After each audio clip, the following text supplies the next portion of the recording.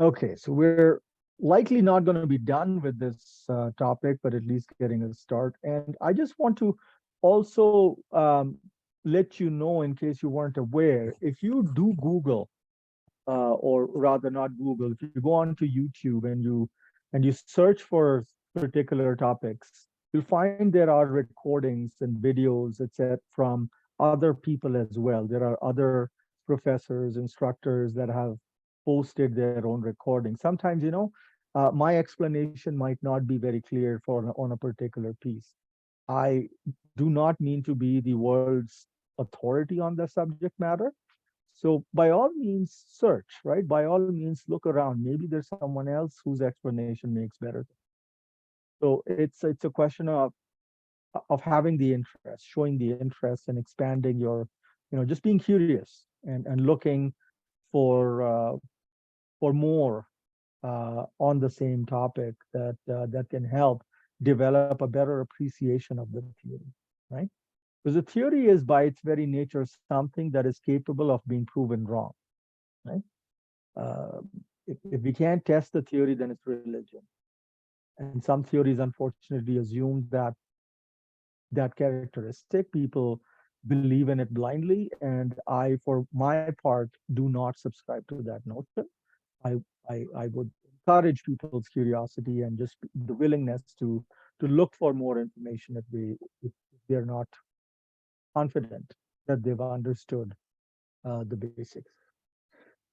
So we were in the earlier class looking at the decision usefulness approach, where essentially the accountants took a hands-off approach, saying our job as accountants is only to provide information, make information available in a timely manner, and then allow the users to use that information in whichever way they want, right? So whatever decisions they have to make, the user has to make by themselves.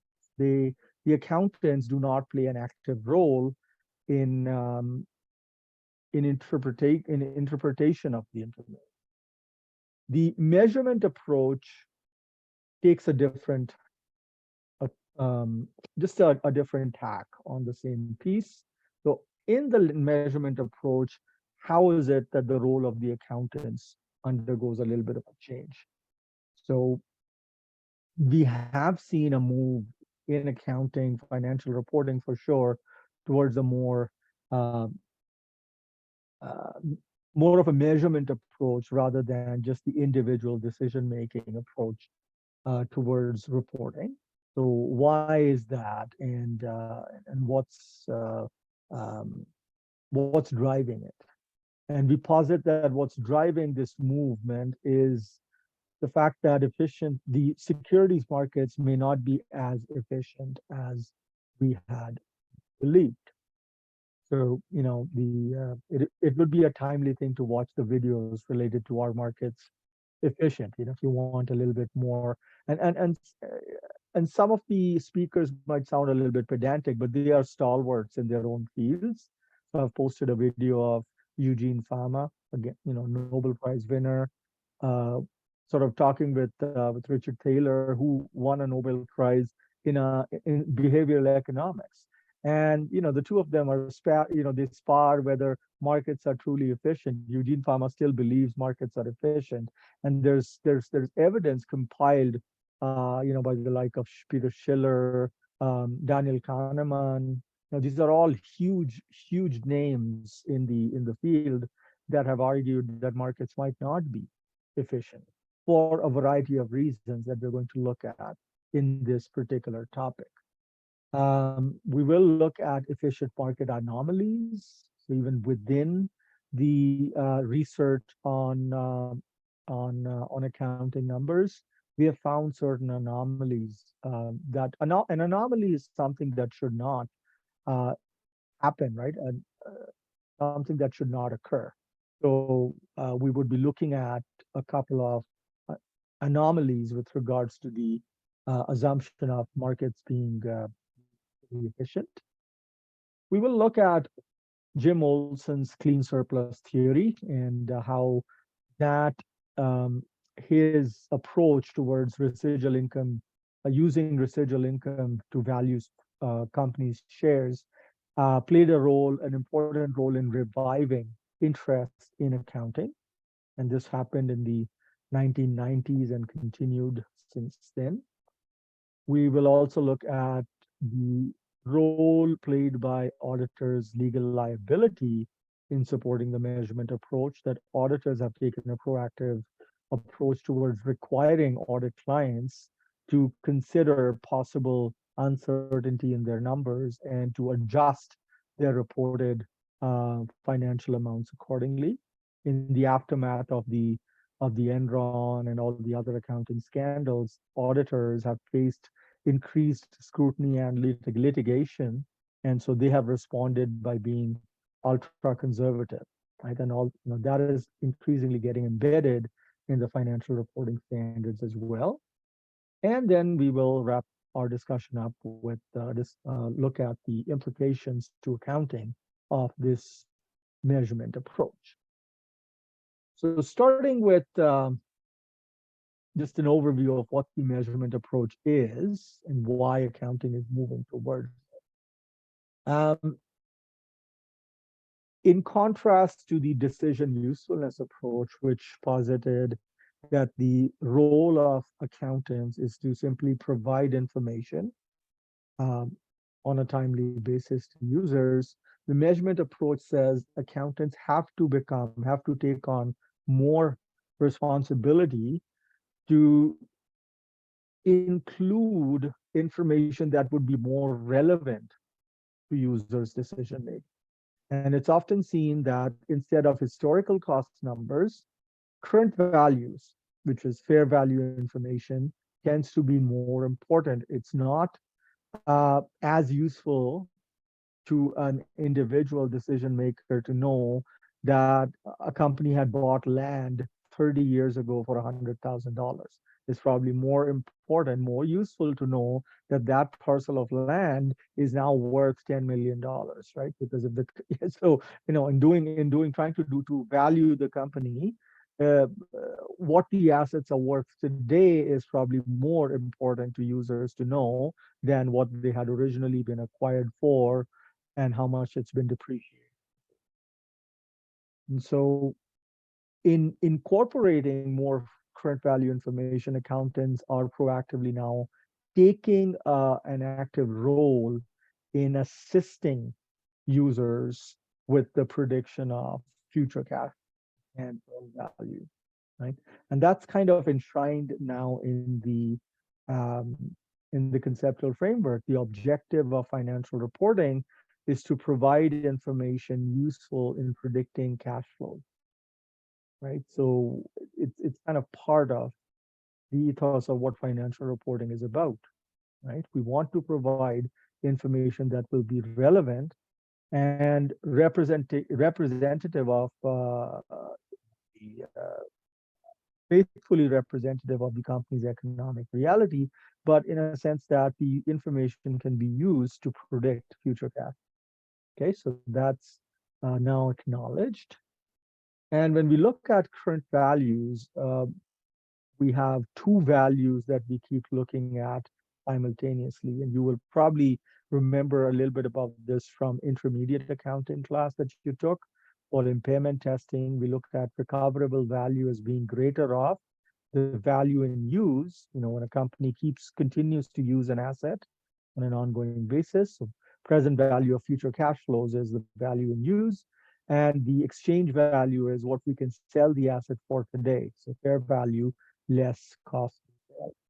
So we report numbers from these two lenses, right? How much can the asset be sold for today? And what is the asset worth to the company if the company were to use the asset for productive purposes in the future? And like I mentioned, the goal of this measurement approach is to enhance the usefulness of the information that is presented by accountants. Why are we moving in that direction? There's basically a slew of reasons why we are moving in that direction. And that includes a whole bunch, but it can be classified, it can be summarized into under four buckets, essentially. And the four buckets are there's proof, or there's evidence rather, I won't use the word proof, but there's evidence that markets, if securities markets may not be as efficient as thought.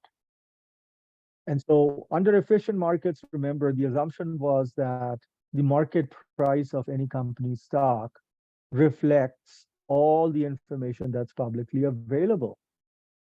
But if that is not true, if the markets are not fully efficient, then there is a gap, right? The greater the uncertainty created by the information asymmetry, let's say, or just that markets in their own dynamics are not efficient, then accountants have to step in to fill in the gap. There is a greater need for accountants to take on responsibility to help users in kind of getting a sense of what the value of the firm's security might be. The second underlying reason is that accounting, the research using accounting numbers has indicated, and this research has been conducted in both the fields of accounting and in finance.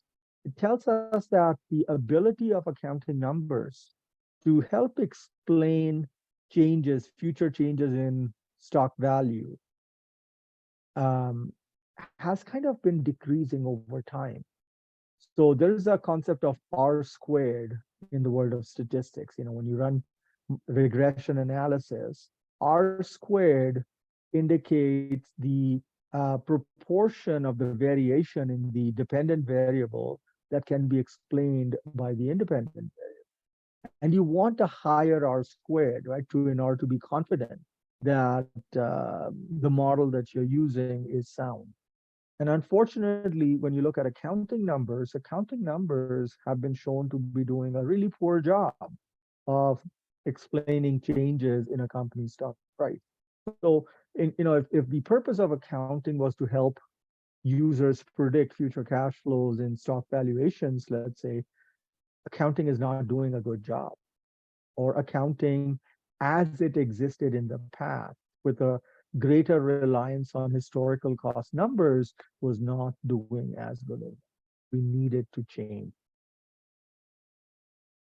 Jim Olson's work sort of is linked to this low R squared problem because, as I was saying earlier, Jim Olson's work on clean surplus theory sort of helped reinvigorate confidence in accounting numbers, that we can use accounting numbers to explain companies' valuations and future stock value.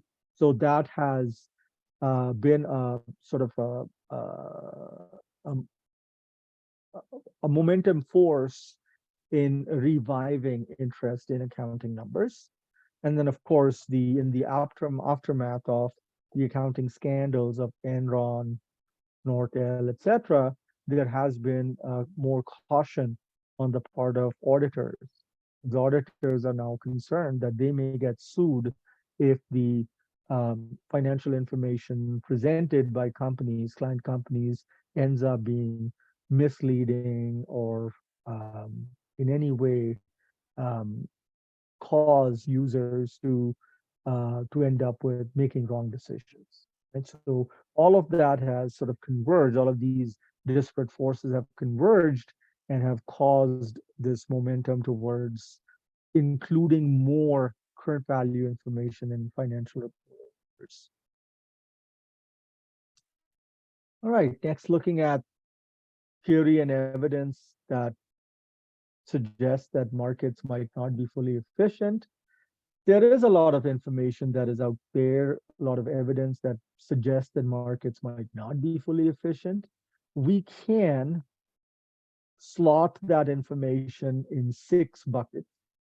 There's evidence that comes from behavioral finance. There's evidence that comes from prospect theory. And you could argue behavioral finance and prospect theory are kind of linked. They're they're similar in their emphasis.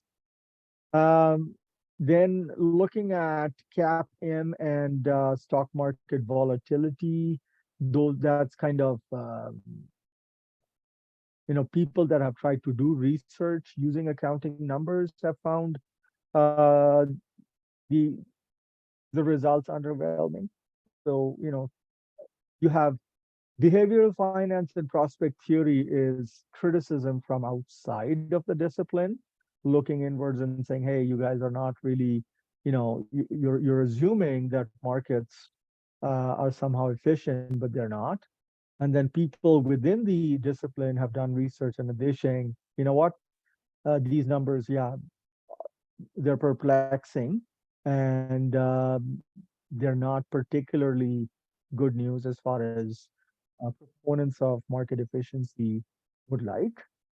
And then we have these curiosities, the stock market bubbles and efficient market anomalies that raise questions.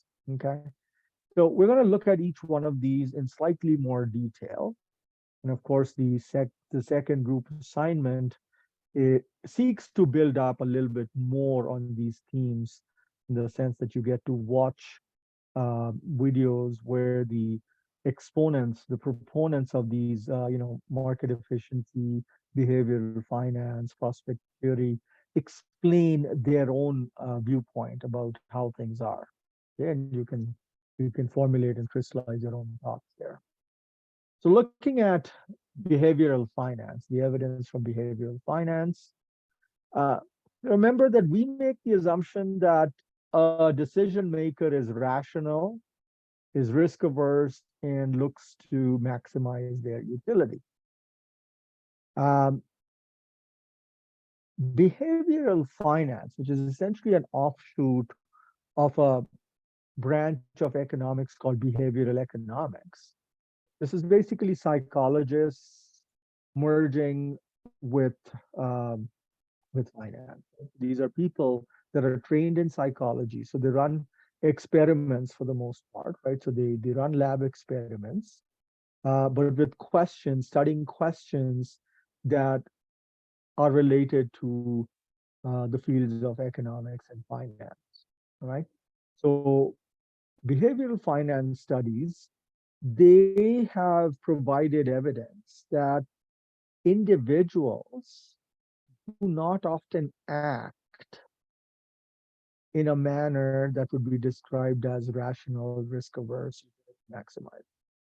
Now, a rational individual, remember, is someone who makes a decision, especially an investment decision, without any emotion getting in the way, right? A rational person is not swayed by emotion. A rational person makes the investment decision on cold hard facts. They may have, depending on whatever experience they have in their lives about investing, they may have better than 50-50 prior probabilities about what's going to happen that will impact the outcome of their investment. But at the same point in time, they're not wedded to their prior probability. They are willing to first go out and look for new information.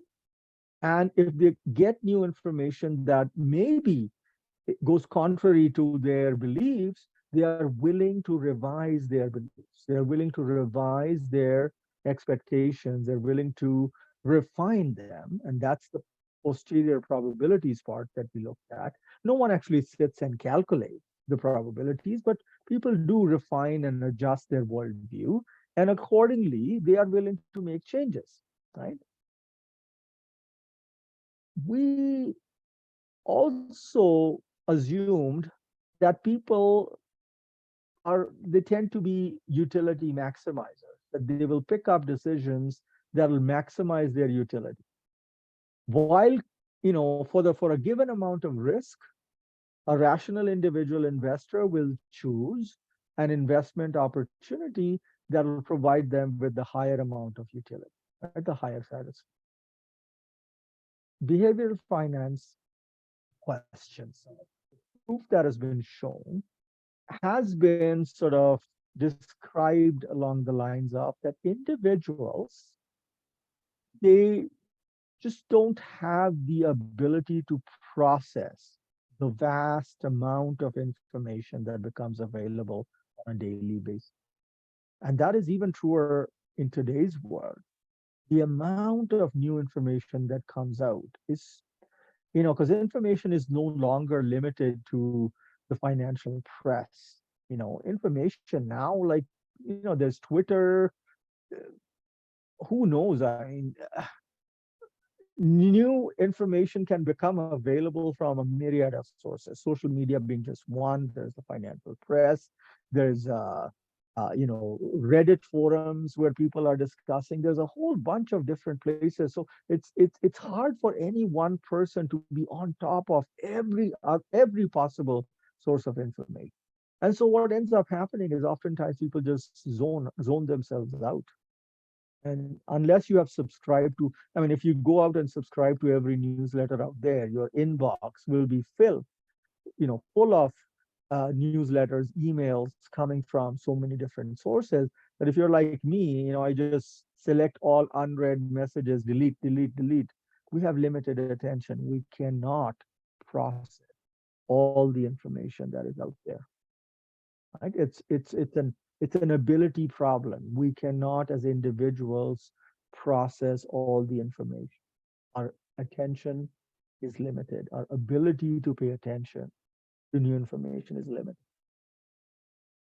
Even when we are paying attention to new information, often we are conservative in our reaction to the new information. Now, please understand that over here, when they're talking about conservative reaction, they're saying that so we looked at the example, Mr. Smart, had a prior probability of something happening. And then Mr. Smart goes and looks at financial information. And then, based on that financial information, Mr. Smart adjusts, their posterior probabilities. Now, conservative reaction here suggests that, if my initial prior probability was 50-50, and based on the information received, the information that I've gleaned from my research, if my posterior probabilities, let's say, should be 70% to 30% probability of something happening, conservative reaction would say that I don't really change my attitude as much. I don't really change my posterior probabilities by as much. So instead of changing from 50%, 50% to 70%, 30%, I might change, but I'll only go to maybe a 60-40. So I'm acting in the direction that you would expect a rational individual to go, but I do not change my beliefs by as much as the information warrants. So that could still mean, I end up making a decision that is possibly not the right one because I did not respond to the new information fully. Okay, so that is different from limited attention. Overconfidence is the third one, right? Overconfidence is sort of having greater belief in information that I have compiled rather than information that somebody else has obtained for me, right? So it's being confident in my own ability more than somebody else's work, right? So that's linked to self-attribution bias, but slightly different. Like you're talking about having greater confidence in information that you have obtained versus information that has been provided by somebody else. Who is the provider of the information? There is a tendency to believe in representativeness, that whatever information we are looking at, it only relates to this period of time and cannot in any way be sort of looked at from a historical point of view, right? So for an example, housing prices have been going up for the last 5 years. And people start kind of saying, oh, you know what? This is different. This time it's different. And they completely ignore the fact that housing prices may have gone up for a sustained period of time in the past, but inevitably, whenever you have a bubble forming, it bursts, right? So you don't always see price movements in a single direction only. What goes up may come down, but people often will not see it that way. Or if you look at it the other way, right after COVID hit, for a while the market valuations were just plummeting because people thought, oh my god, that's the end of the world. And again, we know, all right, there was a potential that there would be a nasty pandemic, but the world has had pandemic. We did have the Spanish flu, about 100 years ago, and the world did recover from it. The world has had these instances. So again, kind of not looking at the overall historical context and just looking at evidence as being related to that particular period of time, that's representativeness. Often people will make errors if they believe that they cannot learn from a broader arc of history. Self-attribution bias is um,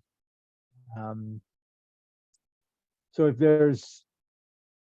if I make an investment decision and it turns out to be a good decision, I pat myself on the back. I did a great job picking that stock. If I made an investment decision and the stock did not do well, I will blame it on the rain, right? I'll blame it on anything on the world, right? So I will take credit.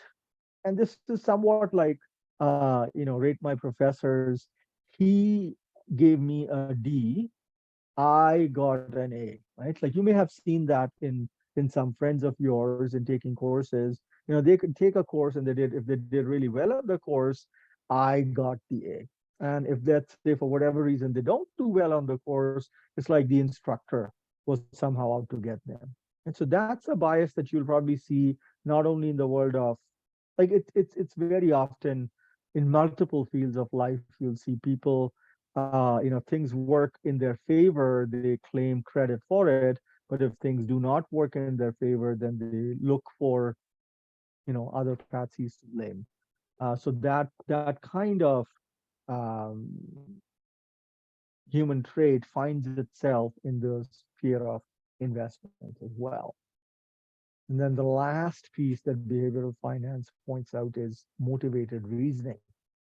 And motivated reasoning is a little different now, because what you're looking at is, if you think about conservative reaction to new evidence or overconfidence, the conservative reaction to new evidence is where, if I get new evidence, I will change my prior expectations, but not as much as I should, right? So let's say few centuries ago, people believed that the sun revolves around the earth, or revolves around the earth. Like, earth was the center of the universe, etc. Now, gradually, new evidence started surfacing, which questioned that assumption. Of course, the likes of Galileo were killed basically because they dared to speak something that the political powers of the time, including religious powers, did not agree with.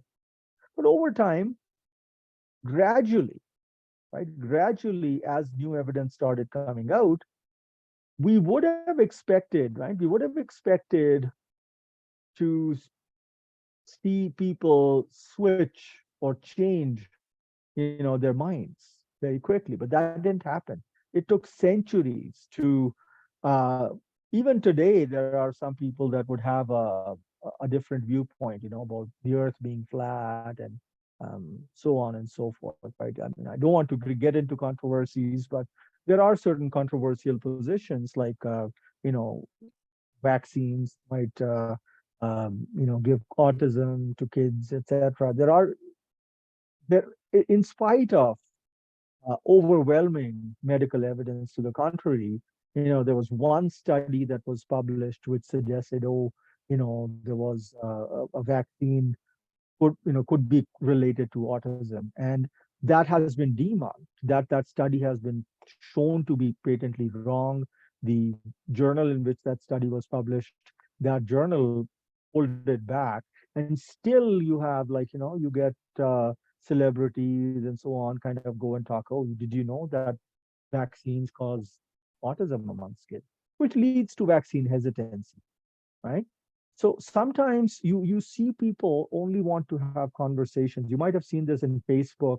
So President Trump's election, there was a time that there were people with a certain political leaning would there were algorithms that could identify a person's political leanings and would only expose them to news and other articles that resonated uh, with their own beliefs.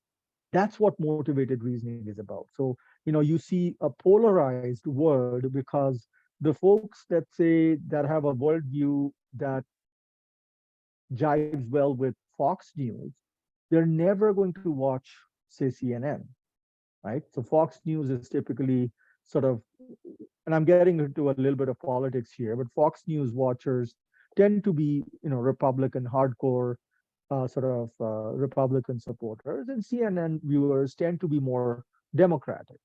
But they're never going to have conversations. They're not never even going to pay attention to what the other party believes in, to the point that they seek to be entertained and validated by listening to viewpoints that resonate with their own.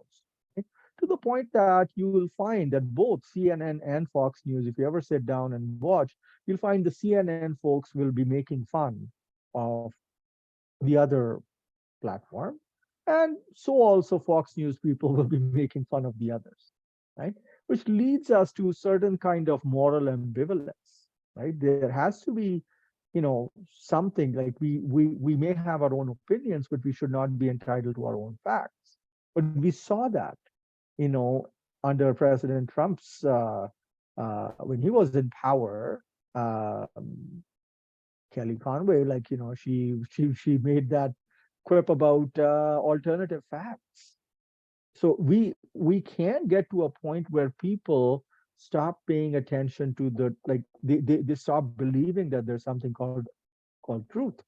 If everything becomes all relative, then you're not dealing with a world or dealing with individuals that are actually behaving consistent with rationality, right? So they're uh, if you have a world of people who don't individually act um, rationally, how do we then claim that a market, a financial market, which reflects the actions by these millions of individuals who on their own are not rational actors, how do we then expect that the market itself is rational? So behavioral finance raises these questions, asks the question. Okay.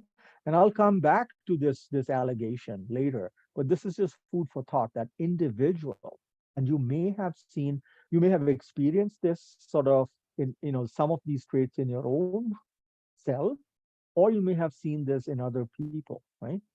Um, Often when people are asked what kind of drivers they are, majority of people would argue that they are better than average. And that kind of defies the logic. If everybody's better than average, how's that possible? Right?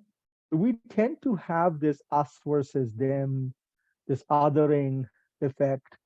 You know, we have our own self-image, and if you ask someone why they did something, they'll try to give you reasons. And so that kind of would lead you to believe, oh, that's rational, right? Because the person has got reasons. But very often, those reasons, people come up with those reasons after the fact, right? They took a certain action. They were probably not thinking straight, or they did not think through their actions at that time. Later on, because our brain is wired in such a manner, we try to come up with a reason, a good cohesive narrative as to why we acted the way we did. So for that, if you watch the behavioral finance video, I tried to put in a video from where Daniel Kahneman, the person that came up with prospect theory, he also came up with this logic of thinking fast and slow. It's a fantastic book if you have a time to on YouTube. There's an audiobook version. It's 9 hours long if you care to listen to it. But there's a 1 hour podcast that I've posted a link to. Listen to that, right? There are certain things that our brain takes time to process, and there are certain actions that our brain takes right at the spur of the moment, right? Fast action, slow actions, right? So thinking fast, thinking slow. Inevitably, we will come up with some kind of narrative that is consistent with how we acted. Otherwise, we'll suffer from what's called cognitive dissonance. So if anything, right? I mean, I'm a really big fan of this, but if anything, if you ever have time, look up some books, or if you drive around the way I do, maybe find audiobooks that you can listen about human psychology. Accounting theory is fine, but if the more you learn about individual psychology, you'll find you will be better able to appreciate yourself, if not others. At least you will be able to improve and maybe develop a better understanding, if not mastery, over your own emotions. Like when I look back to my own life, there are decisions I made at points in time which caused huge negative outcomes for me. I made investment decisions believing that I was somehow superior to others, and ended up with massive amounts of losses to the point that uh, almost reached the point of bankruptcy, right? Physically became ill, developed diabetic symptoms, and so on. And since then, I've just sort of said that if anything, I want, like, this course. I don't know if you folks see this in me or not. I am very passionate about it. Right? I feel very important that as accountants, if anything, right, I don't care as much for the math part, etc. But this whole thing about why is it that we are doing what we're doing? Is it just a paycheck? Right? So questions about the profession and so on. The more the more engaged we are, right, the better humans we are going to end up being. That's my anyways. So just to sum up, behavioral finance, people may not always act in a manner that is consistent with a rational, risk averse, utility maximizing individual. People don't have the ability to pay attention to all the new information that's consistently, constantly becoming available. Even when they do pay attention to new evidence, they do not change their beliefs by as much as the new information warrants. They tend to be more confident in information that they have gathered as opposed to information that someone else has obtained. They tend to look at information in narrow time frames rather than adopting a more historical perspective, and therefore might miss out on what has happened in similar circumstances in the past, right? So there's a saying that people learn from history, and often investors don't look at history. They always kind of argue this time is different, and they end up repeating the same mistakes, right? When things are going well, people take credit. When things are going poorly, they blame it on situations um, beyond their control. So this bias towards attributing success to themselves, patting their own back, often creates momentum. And finally, people will only look at others who speak in a manner or who have views that are similar to their own. So someone that provides a contrary view, people will just ignore it, right? So they accept evidence that's only consistent with their own reasoning, and that can enforce this tendency towards making incorrect decisions. Right? So that's behavioral finance. A related field which your textbook author has highlighted as a separate piece of evidence, is prospect theory. It's an alternative to rational decision theory, and was first published, a curious history of this paper. Daniel Kahneman and Amos Tversky, an Israeli um, psychologist, they're both psychologists. They wrote up this paper and they were looking to publish it. And for some weird reason, instead of sending it to a journal in psychology, they sent it to a journal in economics called Econometrica.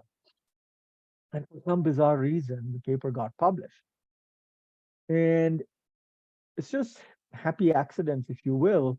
Had they published, I would say, in a psychology journal, maybe they might not have gotten as much attention. Just the fact that they published in an economics journal, and I don't know whether it was sheer novelty of what they wrote or what. They did gather, I would say initially, I'm sure they would have gathered admirers and detractors, right? People looking to prove them wrong and people who were very impressed with their work. But at any rate, they basically handedly started the discipline of behavioral economics, which then branched out to behavioral finance. Now, in this early work in 1979, they argue, Kahneman and Tversky argue, that people, they look at gains and losses differently, right? So instead of looking at the overall picture, which a rational individual should do, they apply something called isolated analysis, narrow framing. They tend to hate even small amounts of losses, to the point that they will not want to realize the loss. They tend to hold on to investments on which they're incurring a loss, whereas they will sell investments on which they're making a profit, right? They want to book the profit, but they're very loath to actually book a loss, right? So what we end up getting is a utility curve which looks kind of like an S. If you see over here, has got the shape of an S almost. But now if you look at it a little bit closer, okay? So over here in the horizontal axis, we have gains and losses that a person makes. And on the vertical axis, we have the utility, right? So looking at the first $500 of the gain, I don't know if you're able to follow along at your end, but you have the PowerPoint slide posted on D2L as well. So if you would like to download it, by all means do that. Notice here that, now let's see if I can make it a little bit bigger on the screen. Yep, that's about as big as I can make it. So first $500, the utility, so the person is happy, right? The person derives utility for first $500 of the gain. The utility is 60 units, whatever the person's units may be. But the person gets 60 units worth of utility. For the similar amount of a loss, though, now if a person is rational, they should not have different weights placed for the amount of positive utility they get from gains versus negative utility they get from losses. They should be basically the same amount. So if a person gets 60 units worth of utility, positive happiness, if you will, from a gain, they should experience 60 units worth of pain from a loss. But that's not true.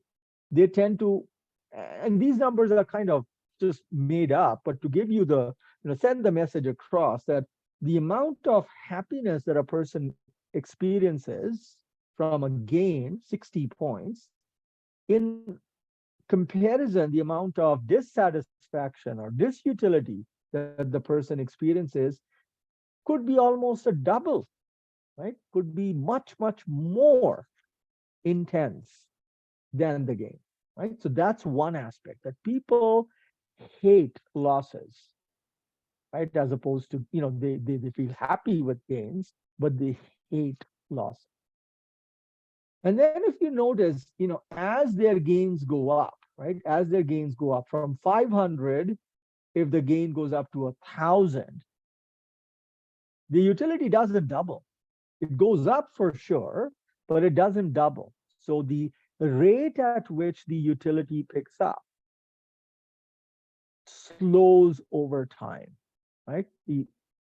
And to the point that there will come a certain level where the increase in utility is minimal. Like, so you, after you make the first 1,000, if you make another $1,000 of gains, there will be an increase in utility, but it might not be anywhere close to what you would expect. You might end up with 120, you know.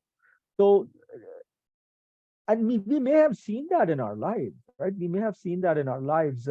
When a person is just starting out, right? When a person is just starting out in their career, say someone's just starting out at KPMG and they're starting out at $45,000. They're happy to get their first job in accounting. They're happy about the prospects of making a career in accounting. In a couple of years time, or next year, 45,000, they go up to 50,000. They're really very happy. More money is kind of motivating them. By the time they write their CP, they become a CPA, they would have moved up to $80,000 and they're really happy. But over time, they're finding as their pay goes up, it's not as though their happiness levels are increasing at the same pace, because a person might have started out at age 22, 23. By the time they became a CPA, they're like 26, 27. At a certain point, they started thinking, okay, I need to get married, I need to settle down, money is not everything, I can't afford to keep working.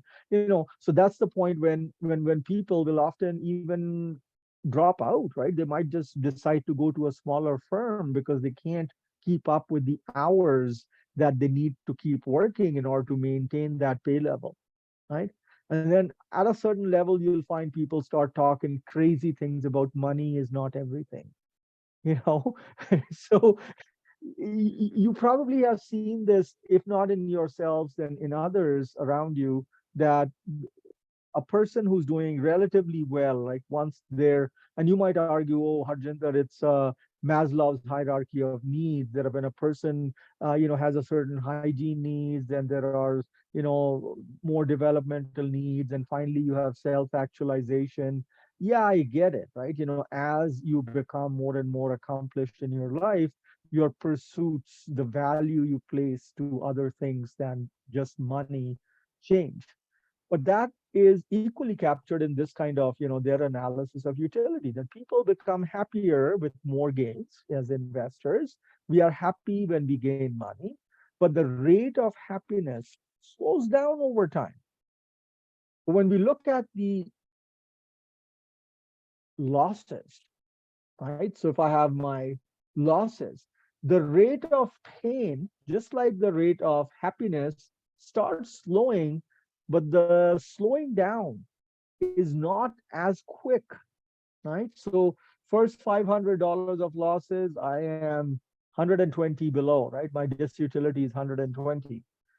$1,000 of losses, my intensity of this utility is not double, but pretty close to it, right? We absolutely hate incurring losses, right? To the point that we right. I mean, if you ask someone, what went wrong, nobody would say, "Oh, I was wrong," right? People will have reasons, 20 reasons for why they didn't do well. And if you ask someone, "Oh, you made a lot of profit on that," oh yeah, I was very astute in my analysis, and so we will happily take the plaudits. But things go wrong, we want someone to be able to blame to, and that is again consistent with your behavioral finance work, right? So prospect theory is kind of linked with behavioral finance too, if you look at it that way.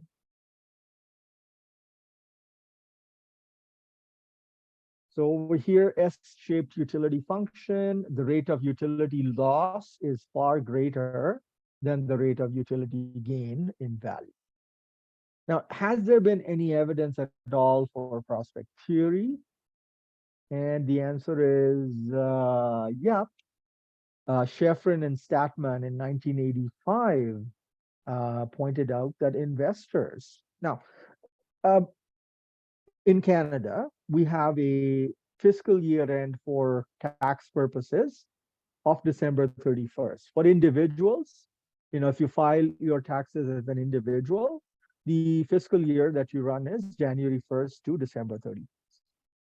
So in the month of December, it is very common for, if I had, let's say, a portfolio of investments, I had a whole bunch of different companies' shares, then as a rational investor, it would make sense for me to try to minimize my tax impact. So let's say I have a few investments on which I made some profits. And then there's a couple of investments that I have not made profits, right?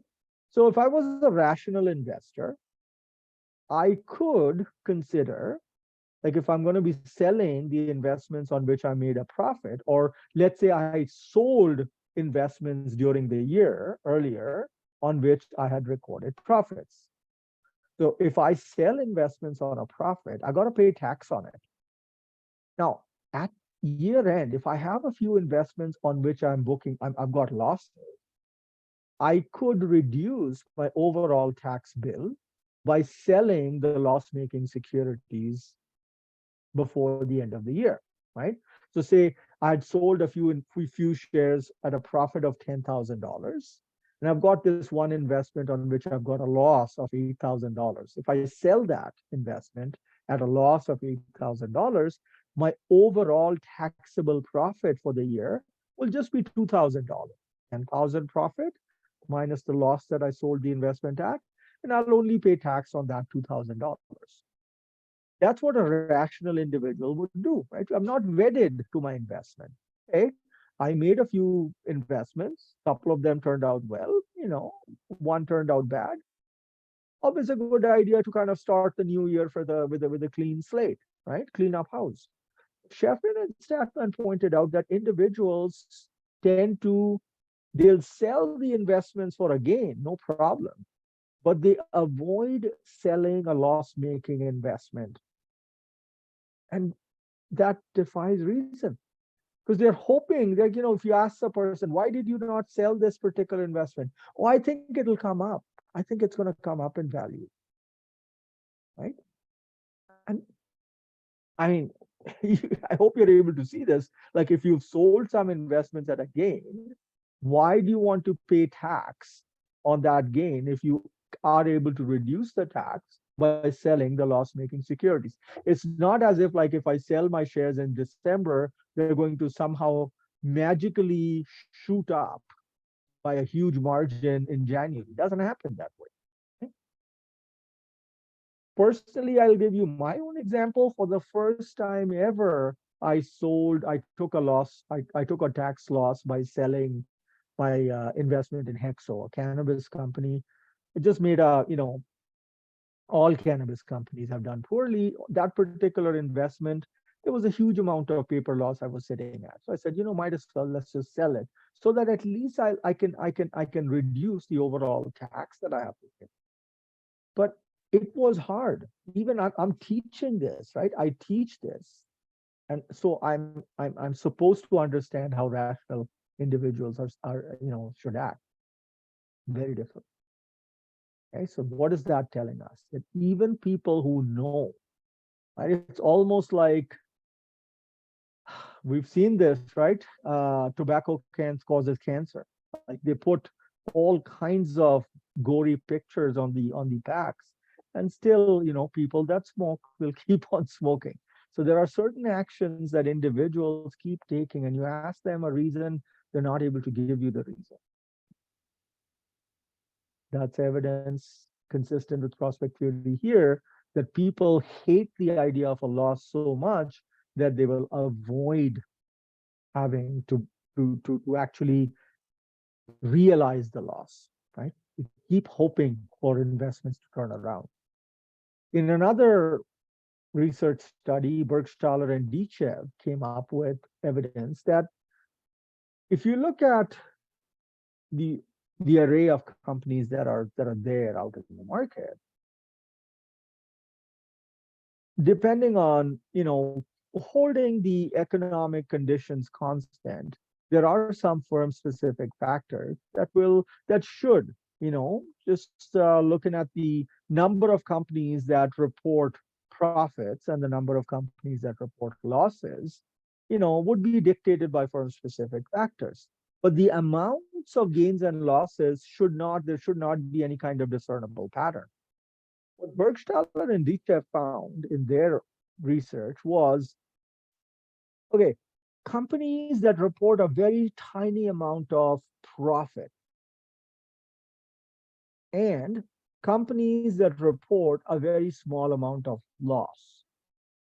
If we compare the likelihood, we'll find a heck of a lot more companies that report a small amount of profit as opposed to a small amount of a loss. Now, why? Is it because companies, for some weird reason, are motivated to try to somehow report a small amount of profit? And so they raise that question. Maybe that is the case, right? We don't know. But later on, 12 years later, a couple of authors, Durkee and Easton, they raised questions about the stats, the way the calculation was done by Bergstaller and Dichev. So we'll take this evidence with a pinch of salt, but it's very curious, right? I mean, how is it that if you look at the number of companies that report a very tiny amount of profit and a very tiny amount of loss, you find way more companies that report a very tiny amount of profits than the tiny amount of losses. It's almost as if they try to massage the numbers and try to bring them over, right? And you will hear of the term earnings bath later on, earnings management. When we look at earnings management, you'll learn about the concept of an earnings bath. You'll probably see this in if you pay attention to the finance press, that very often when we hear about a company making a loss, it's like a huge amount of loss, not a small number. It's a pretty big number. And an explanation of that might be, if you know that you cannot avoid reporting a loss, CEOs are often motivated to take an earnings bath. And what that means is they would then say, report all of the possible losses, right? Take as many write-downs as you can, because we are going to call this particular year a really horrible, very bad, no good year, right?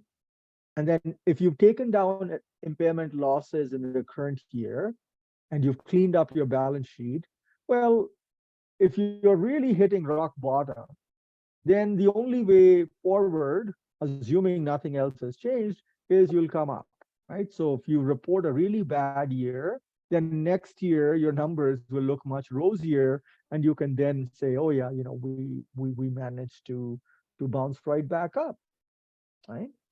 So it is possible at times that companies will do that strategically in a year. So it wouldn't make sense for a company to report a very tiny amount of a loss. If it's going to be a loss and you cannot somehow turn that loss into a profit, take a massive amount of losses now so that going forward, you have better financial performance. That is something we will revisit later when we look at earnings management. All right. Now, behavioral finance and prospect theory kind of raised questions about individuals, right? Behavioral finance says individuals do not often act rationally. Prospect theory also kind of makes the same allegation that often people do not act in a manner that is consistent with rational acts. So can we try to defend the average investor? Brav and Heaton wrote a paper where they're saying individuals, they, if we're, and this is in response to the behavioral finance evidence that people are conservative in their response to new information. Remember, I was saying, when people receive new information, they don't change their prior beliefs by as much as they should. Robin Heaton is arguing, they're arguing that, even though investors are rational, they might not respond right away because they don't know whether the new information is actually relevant or it's noisy. So they want to wait it out. And that might explain why we see a conservative reaction of individuals to new information. It's not that they are not rational people. They're just taking their time to parse out, to separate out noise, right? Noise is something that's not relevant. Noise you want to be able to isolate out. So people are just taking their time to digest the news so that they don't act in haste and make a mistake, right? Kinlow, in his 2004 paper, came up with, instead of efficient market hypothesis, came up with an alternative hypothesis. Unfortunately, it has not gained as much acceptance in the literature. He calls it adaptive market hypothesis, right? So he has refined the predictions.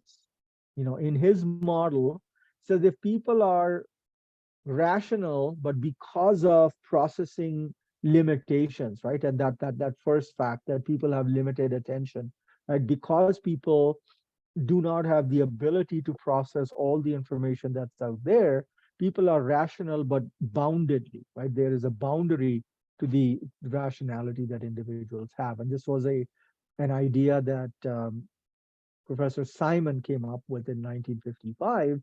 Kinlow says that people adapt to new information, but because of their limitations, their cognitive limitations in processing new information, they are not able to act right away, and therefore they may end up engaging in actions that we see uh, predicting by behavioral finance. So again, we're not, what these people are trying to do is come up with, they're still trying to protect the idea of that people are rational, right? People are not, because once you dispense with that thought that people are rational, then there's no way for us to model individual behavior. Then we are essentially at the mercy of the crowds. And that's problematic for people who do analytical work, people that do all the crazy algebra in the world of research. They cannot do that if we drop the assumption of rationality, right? Rationality at its very basic level is an argument that people are consistent. If we cannot make that assumption that people are consistent in terms of their preferences and choices, then there's just no way for us to study human behavior, right? Other than how the psychologists do. So that's your world of behavioral finance.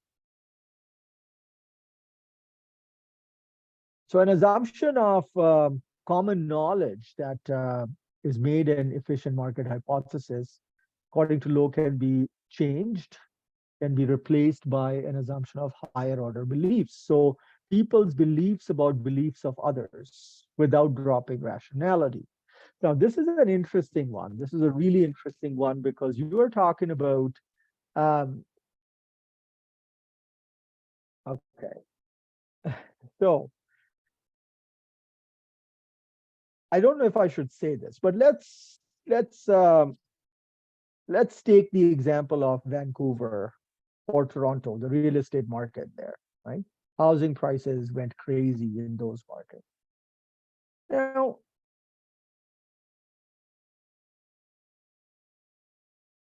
Okay, let's change that. Let's come back to Calgary. I can speak from my own sort of personal experience here. So I was a newcomer to Canada. I came to Canada in 2005 as a graduate student, and then we were renting initially, and the housing market at that time picked up in Calgary. We started looking at houses, um, condos, and so on. And we found that in months, the prices just went up like crazy. And I said, this is going up too fast. This is not sustainable. This can't carry on like this, etc., etc. Sure, the prices will crash. Sure, something will happen. Waited a month, prices up again, again, again. Now, there comes a point when okay, this is going to crash, but I don't know how long this is going to keep going up. If I don't get it now, I don't know if the prices might have run up so much that even if they crash down, they would still be at a higher price than I can buy the house at today. Okay, so it is about, I might say that I'm a very smart person, and I know that the increase in house prices is crazy. It's gone up by way too much. It'll fall. But as far as other people, right, as long as there's others that believe, no, no, no, house prices can still go up and they still go up, they're going to keep bidding up. So, then I have to respond to what I believe others believe, right? It's almost my belief is derived from my belief about what others are believing. And I know it sounds very complicated. So to sum up, what I did is contrary to what any rational investor person would do, not a permanent resident yet at that time, and I didn't even have a full-time job. We went and bought a house. We went and bought a house, and 2 months later, house prices started falling to the point that within a few months from after buying that first house, the valuation of that house that we had bought was over 20% less than, like, I think it went down almost 25% from what we had paid. So literally, we were underwater, right? So maybe I'm the poster child of what you should not do. But I think I was not the only person, right? There were people that believed in flipping houses. They make money. They made money on the first couple of trades that they did, but instead of smartly pulling out when things got too hot, people kept doing that until it was like a game of hot potatoes. When that theoretical bubble bursts, there are people, the greater fool theory is what this is defined as. There will be people left holding investments that they should not. They had no business getting into the first time. Yeah. And that is why you end up seeing situations where you would argue that people are acting in an irrational manner.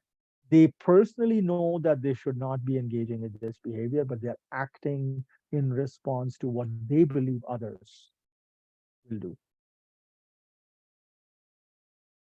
All right, I see that it's past 7:30. I think we are due for a break. When we come back, we will do a bit of a calculation exercise. Um, in the interim, I would say that we should go take a bit of a breather. Um, does that sound like a plan, or would you like me to do this calculation question and then go for a break? I think we should take a break though. We tried going without a break last time, and I don't think it went well for a lot of people. Break's good. So 7:33. Let's try and be back at 45 after 7:45. Does that sound like a plan?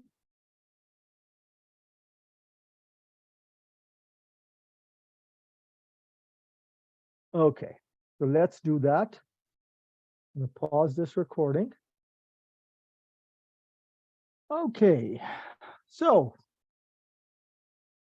a quick little activity. This is a question taken from the textbook. Um, and this is just an application of prospect theory. You'll probably see this happen in real life. So we have this investor who's looking at two mutual funds. Based on past experience, the first fund has an expected return of 8%, 0.08 is 8%, and a standard deviation of 0.05, 5%. The second fund has an expected return of 7% and a standard deviation of 6%. There is no reason for us to assume that future performance will differ from past performance. However, the second fund has a guarantee attached that the return in any year will not be negative. Okay, so I need to explain a little bit more here just to make sure that everybody's caught up. In the world of finance, if you've taken a course in finance, you'll probably recall this, that risk is something that can be quantified. So for an investment or a portfolio of investments, you'll find that there is an expected average mean return.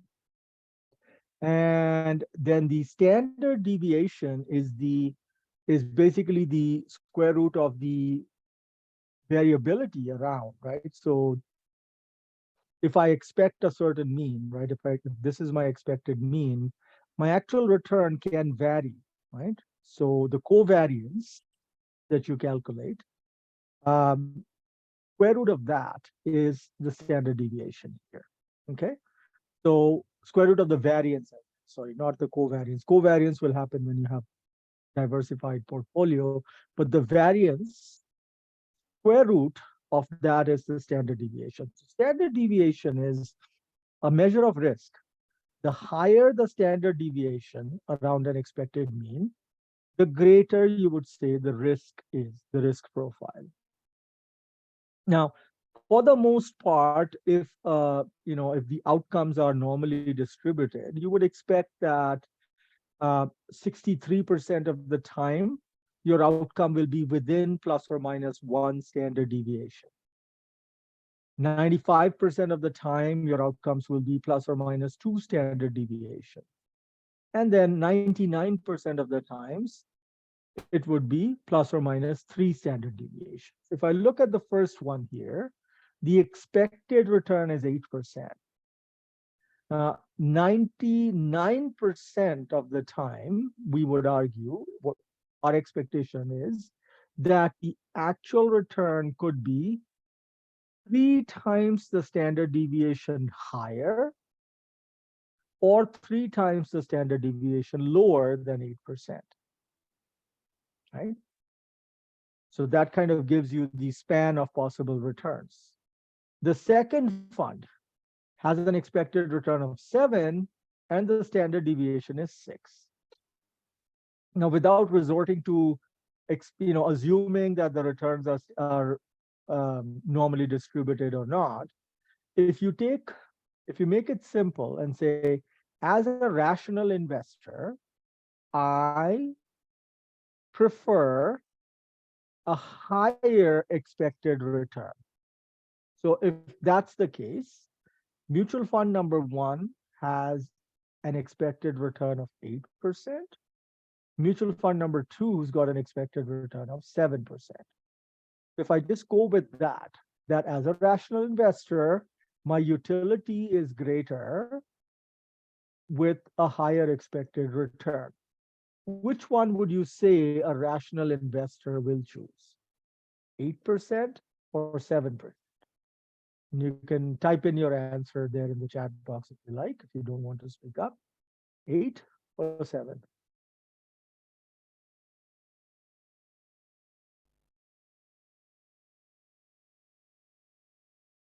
Remember, rational investors are risk averse, but they're also utility maximized. So do I want 8%? Do I want 7%?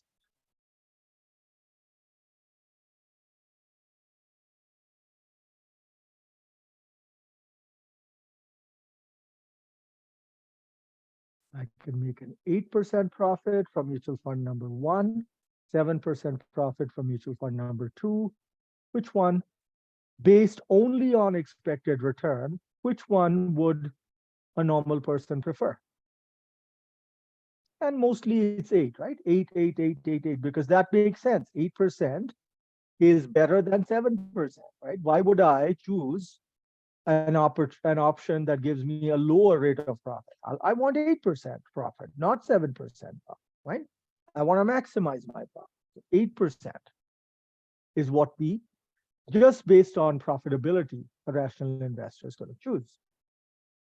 Now, the same rational investor is also risk averse.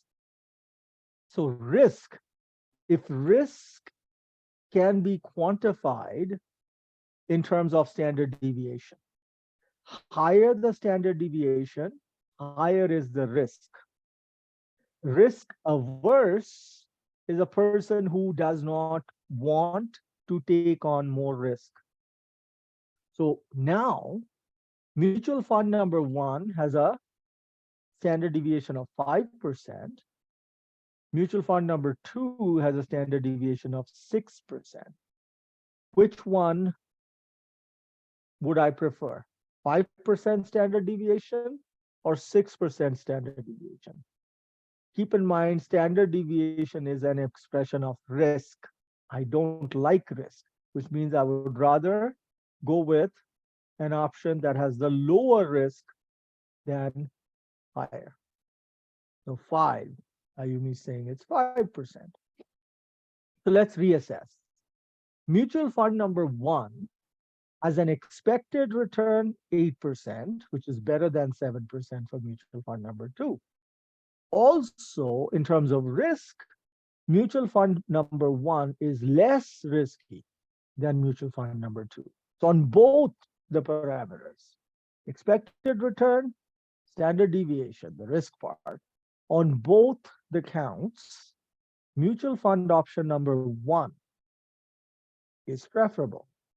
Higher return, less risk, less volatility. So on both counts, the first mutual fund will be preferred. So answer to part A, which fund would a rational investor be likely to buy? Well, based on single person decision theory, single person decision theory predicts that individuals are rational, risk averse, and utility maximizers, right? So in order to maximize utility, a person would desire a higher rate of return and lower risk as much as possible. Mutual fund number one offers a higher expected rate of return of 8% versus 7%, and also a lower risk, because it has a standard deviation of 5% as opposed to 6% for fund number two. So in both counts, mutual fund number one performs better, is a better choice. And so a rational investor would likely buy mutual fund number one. Okay. Now, the investor ends up buying the second fund. Use prospect theory to explain why. The answer is basically hidden in the last sentence of the facts.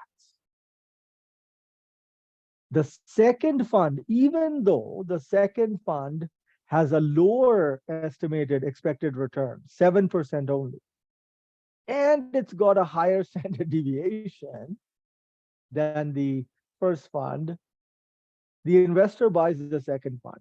Why? Because the second fund is guaranteeing that the return in any year will not be negative. So the investor is protected against losses. It is possible that the return might be zero, right? If it's a bad year, the return might be zero. But the investor is protected against any losses. If you apply prospect theory says that individuals avoid losses. They They dislike losses intensely, and they avoid any investments that have a possibility of them making loss. So over here, the second investment option, the second mutual fund, if it adds that additional protection element, saying you won't suffer losses. You might get no return, right? It's possible you might get nothing, but you won't lose any money. Mutual fund number one says it's possible you might lose money, right? If we have a bad year. Now, losses will only happen if it's a terribly bad year. You look at the expected return, 8%, and the standard deviation is 5%. Then going with that plus or minus one standard deviation, like the return could be 3%, right? The return could be negative 2%. The return could be negative 7%. 99% of the time, the lowest possible return could be a loss of 7%, as opposed to a gain of 23%, right? For the second fund, because of the standard deviation, yes, it's possible that the gain could be 25, and there could be a loss as well of 18% on the second fund, right? Because of the standard deviation being higher, right? But if they add that particular buffer saying, hey, we guarantee that your return will not be negative in any year, you're causing the investor to flip. So the investor instead chooses what in theory is an inferior investment as opposed to the first mutual fund. The first mutual fund is better because it has a higher expected return and a slower standard deviation. It's got higher profit potential, lower risk, but the investor goes with the second one because the second option ensures that there will never be any loss. Prospect theory says individuals, they dislike the prospect of losses more than the gains. So even though the first fund offers the prospect of a higher gain than the second one, if the investor is assured that they will not suffer any losses, they could potentially end up not making any money, right? If, let's say, we have a bunch of negative years, the investor might not end up making any money whatsoever, but they'll be comforted by the thought that they never lost any money. And that's what very often drives people to invest their RRSPs and tax-free savings accounts in GIC. Guaranteed investment certificates until recently were fetching interest rates of 2%, 2.5%. When you have rate of inflation on average being 2.5% in the recent past, but now it's moved on, it's much higher. But say 2 years ago, inflation rates used to be 2.5%.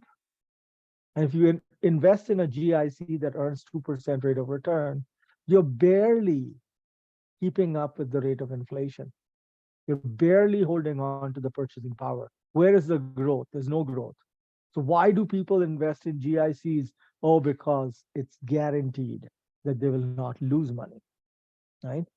You are investing in shares or bonds, there is a possibility you could suffer losses. And people are very often will say, oh, I don't want to take any risk. Well, the risk is that if the money is intended for retirement, the risk is you might outlive your savings. Yeah. But that's something that people don't often take into consideration.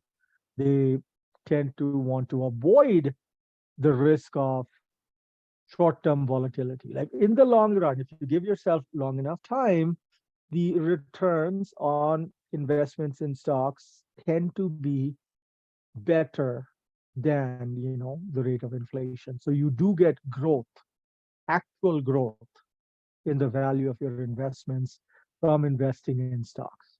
However, a lot of people will not entertain that idea because they are unwilling to accept the risk of short-term losses. Now, investing in stocks is not for everyone. Sure, like if I was approaching retirement, I don't want to be fully invested in stocks because there is volatility in stocks. But, without taking that risk, without taking that exposure, the opportunity for returns are quite often, stymied. Again, something to kind of think back. If you open a TFSA or RSP type thing with a bank, they will often ask you 20 questions, and they will get a get a sense of your risk appetite there. They'll give you hypothetical scenarios. If you invest $10,000, and which of these scenarios are you most comfortable with? They will eventually, of course, be looking to sell you the most profitable product that we have. But often I find people tend to be, not willing to accept the risk that you can have the odd few down years. Now, if you're looking at potential 20, 30 years to retirement, it's worth the risk, right? Because you will get the time to recover. Like, I can speak from personal conviction here. COVID, all like, oh my God, everything fell like a big bag of bricks. But there were opportunities at that time. I seized my opportunities there, and when we recovered, when we came out of that, I was able to benefit from the increase in stock valuations, right? And that, I would argue, is hopefully a once in a lifetime opportunity. But on an ongoing basis, as I get closer to retirement, of course, I would want to reduce my risks. But if I still have 10, 15 years to go before I retire, it would be foolhardy to buy investments that are not able to keep up with the rate of inflation. Because then I'm essentially eroding the purchasing power of the money that I have. If I'm able to scrape to any savings at all, I want to give my savings the best chance to grow. Okay. So again, in your personal lives, this is not limited to accounting theory. In your personal lives, you should seek out the advice of a proper financial advisor, right? A lot of times, if you go to a bank, the person sitting across the desk might not be a qualified financial advisor. They're there trying to sell you a product from the bank, right? Seek proper financial advice, because depending on where you are at your life situation, uh, you may be able to better stomach the risk of potential short-term losses if the outlook is that you could end up with superior performance in the longer run. Anyhow, that's my 2 cents bit on life in general. Moving on. Capital asset pricing model. Recall, we celebrated the capital asset pricing model in the earlier topic. We said, oh yeah, we can use that to get an estimate of the expected return on a stock. And then based on the expected return, we can calculate abnormal returns in response to any news event. However, when our own Dr. Eugene Fama, the one celebrated for his efficient market hypothesis, conducted a research study with a colleague, Kenneth French, in 1992. Gosh, that was 30 years ago, 31 years running. They found that the capital asset pricing model, one of the important constructs in the capital asset pricing model is beta. They found that beta actually does a very poor job when it comes to explain stock market returns, right? So CAPM itself is likely not able to explain stock market returns as well as, let's say, book to market ratio and company size. Those are better indicators of stock market returns than beta. So that kind of raised the question, is the capital asset market model really worth it? Or should we assume that beta is dead, right? There's no point in us pursuing that line of inquiry. However, Kothari, Shanken, and Sloan in a later study pointed out that in the longer run, if you are looking at the short run, beta doesn't do a good job, but in the longer run, and what's long run? If you're looking at maybe possibly multiple years, then beta does do a good job of predicting stock return. But keep in mind that an assumption that was made in the capital asset pricing model was that beta remains constant over time. That is not supported by research. Okay. If we drop that assumption that beta remains constant over time, well, then Raybal and Kothari pointed out in 1989 that we can explain a lot of what is called anomalous stock price behavior. Now, Daniel Hirschleifer and Subramaniam in a 2001 paper posited maybe because this inconsistency that was seen by Fama and French, could it be because people are overconfident in their in information that they own collect? So they kind of tried to marry behavioral finance with traditional finance research. um, Maybe, right? Maybe there is something happening in the background that is causing beta, or the capital asset pricing model per se, to be less well supported. However, keep in mind, behavioral finance is hitting a nail in the proverbial coffin for efficient market hypothesis. Prospect theory also raised questions. And now you have researchers within the world of finance that are questioning, oh, we don't really see much evidence in support for capital asset pricing model to be very useful. Hey, another nail in the coffin, proverbial coffin, is raised by Robert Schiller. Now, I posted a link to a video by Professor Schiller, actually a couple of videos by him. Excellent lectures from Yale University. He's a professor at Yale. And he, back in 1981, way back, um, argued that, you know, we have way too much volatility or changes in stock prices. He said, okay, if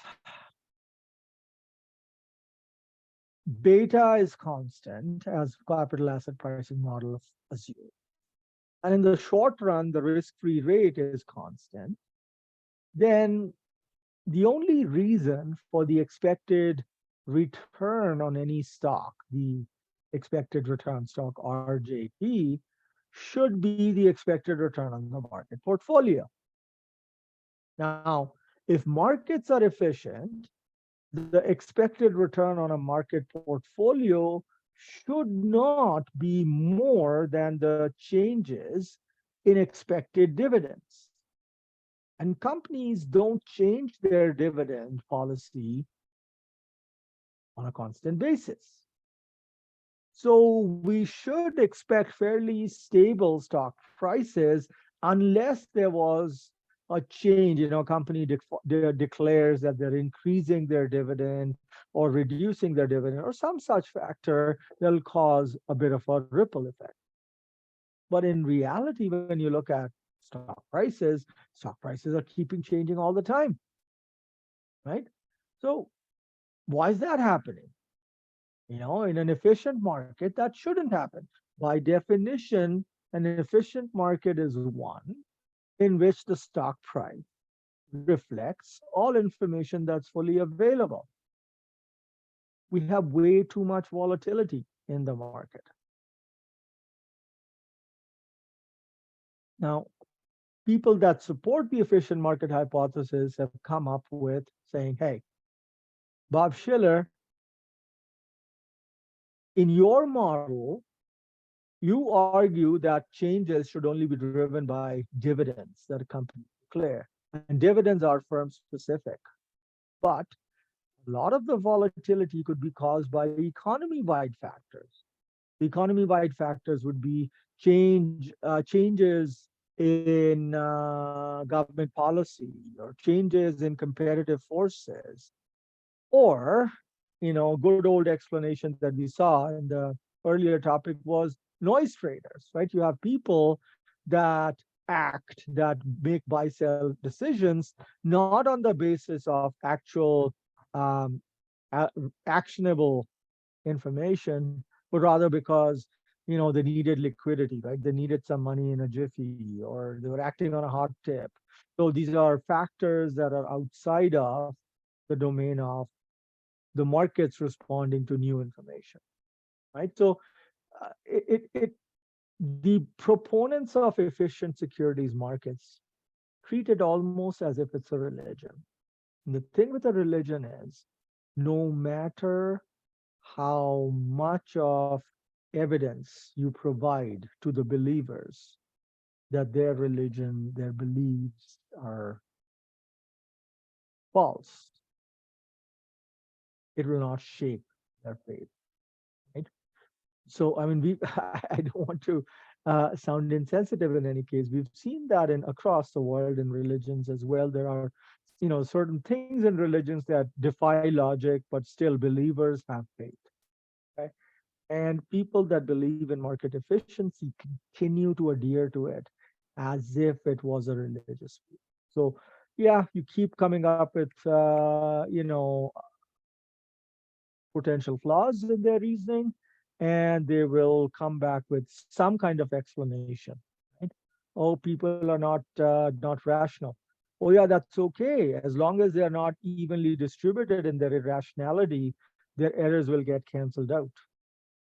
Okay, and somehow out of a sea of manure, we're going to see flowers blossoming. Anyways, I'll leave that imagery within your heads. Moving on, the alternative explanations that people have come up with. So Daniel Hirschleifer and Subramaniam, they say the volatility that we see could just be momentum. That people, a lot of people are acting and they take a while before they stabilize. So what ends up happening is prices overshoot and then fall. Um, there are people who start buying when prices start rising, and then people start jumping on the bandwagon and ride the increase while it lasts. That's what DeLong et al. In 1990 said. And that's what I was mentioning when I was talking about, um, that the thesis for making the investment is not tenable. You know that it's a crappy investment, but you know that there's so many people sold onto this logic that for a while prices will rise. And that was the case for a lot of cannabis companies when there was hope that after Trudeau legalized marijuana in Canada, that the U.S. would follow suit. And the U.S. is a market that's 10 times larger than the Canadian market. So there was a lot riding, just people saying, oh, yeah, the US will make marijuana legal, and there'll be ton of money, to be made. You see a lot of these meme stocks. You may have heard of meme stocks. GameStop was an example. Bed Bath and Beyond, BlackBerry. These are examples of people kind of discussing in their Reddit forums and saying, oh, yeah, these are stocks that are unloved because of stupid capitalists that are causing these companies to fail. We are going to somehow come to their rescues. And for a while, you have this crazy run up in prices because of potential squeezes for short traders. And after a while, things fizzle out. All right. So that is an explanation that people have come up with for the excess market volatility that Shiller pointed out, right? Shiller's point was stock prices should not change by that much. If stock prices are, as people in finance say, a reflection of the present value of future expected dividends, future expected dividends don't change on a daily basis. So there's no reason why we see stock prices changing on a daily basis. And there are people that are making arguments that there are alternative reasons for that to happen. Another argument that was presented was by Ball, Sadka, and Sadka in 2009 that the variability of earnings is driven by market-wide factors and it's not firm-specific. So when you have, so in Canada, North America in general, we're talking about us potentially going into a recession. So if we go into a recession, there would be layoffs, and that would limit people's ability to spend, and that's going to cause a contraction in the demand for products for companies, especially companies that are in industries where there's discretionary spending. And so that's going to have a negative impact on the company's income numbers, right? So that, and not the fact that the company's dividends will change in the short run, causes the stock prices to change, to fluctuate, right? So that was the explanation provided for the volatility that Shiller noted. So I'm kind of giving you the accusation from the detractors of efficient markets, and then the evidence provided by supporters of efficient.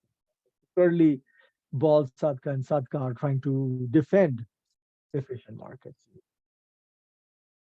Market bubbles is another piece that we have seen, and if we argue that an efficient market is one on which the stock price is fully reflective of all information that is publicly available, we should not see bubbles emerge. It's bubbles, they arise from a whole bunch of factors that behavioral finance researchers identified: bias, self-attribution, momentum trading, positive feedback trading, herd behavior reinforced by positive media predictions. You've seen this most egregiously, I would argue, in Canada. At least you've seen this in the last few years in the real estate market.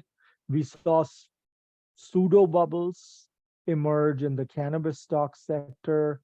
Um, 20 years ago, well, 15 years ago, we had, under the old Liberal government, there was the real estate, the trusts. So trusts at that point in time were given some preferential tax treatment.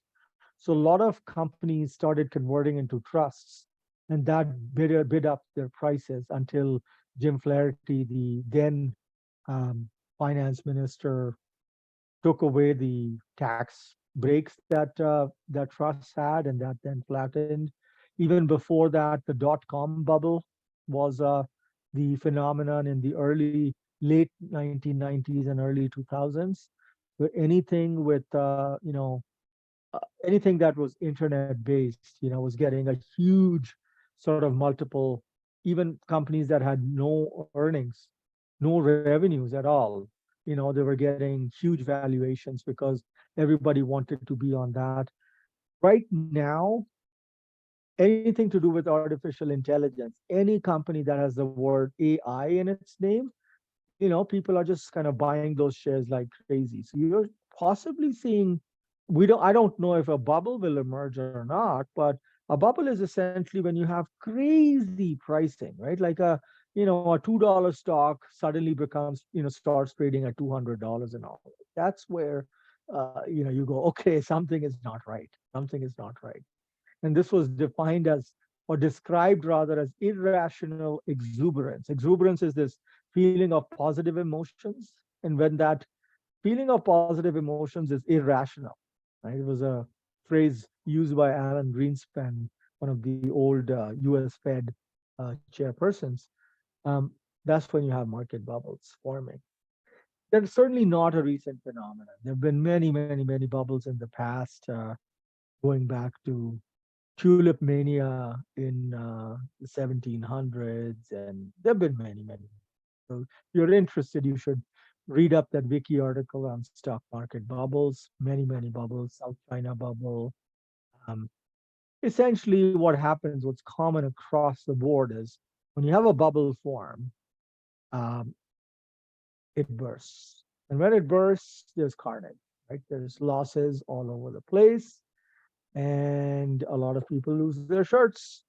Um, some would argue that's good from a Schumpeterian point of view, that you need destruction for new creation to take place.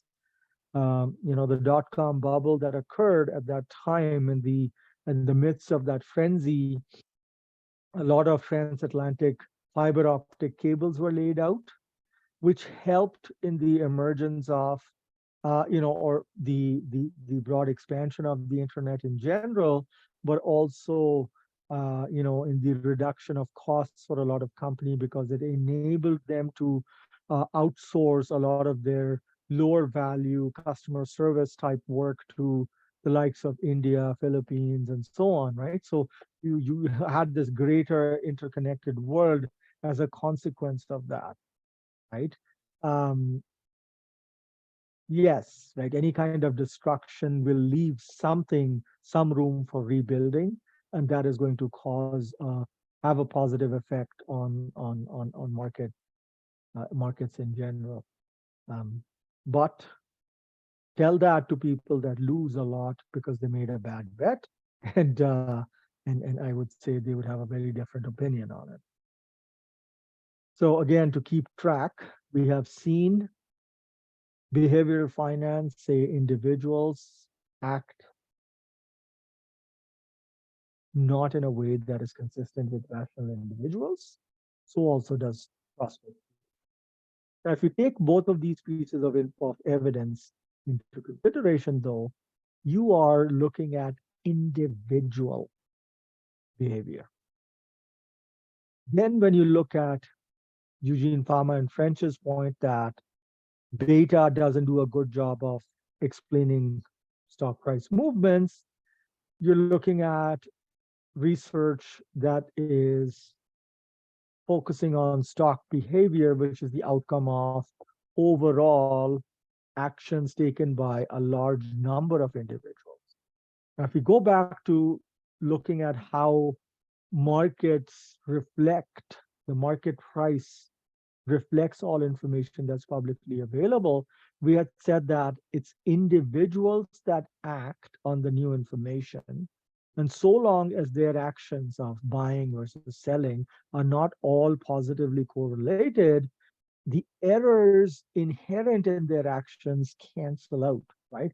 I make a bad decision, you make a bad decision, so long as we are not making a bad decision in the same way, right? If we are taking opposite actions, our errors get canceled out. And whatever is the outcome of thousands, if not hundreds of thousands or millions of individuals acting together, whatever is the final result is the best possible equilibrium price. So behavioral finance, prospect theory, the people that support efficient markets, they have no time for them. Because they're saying you guys are not even looking at it at the right level. You're looking at individuals, whereas we're talking about masses of individuals. And that's two very different things. An individual as opposed to the actions of masses, of the markets in general, as long as the individuals are not all acting in the same manner. Now, this market bubble thing is a problem, because if people do act in the same direction, if everybody is convinced that cannabis stocks will go up in price because the US is going to legalize marijuana, then for a while, the stock prices of marijuana stocks will keep going up and up. The bubbles burst.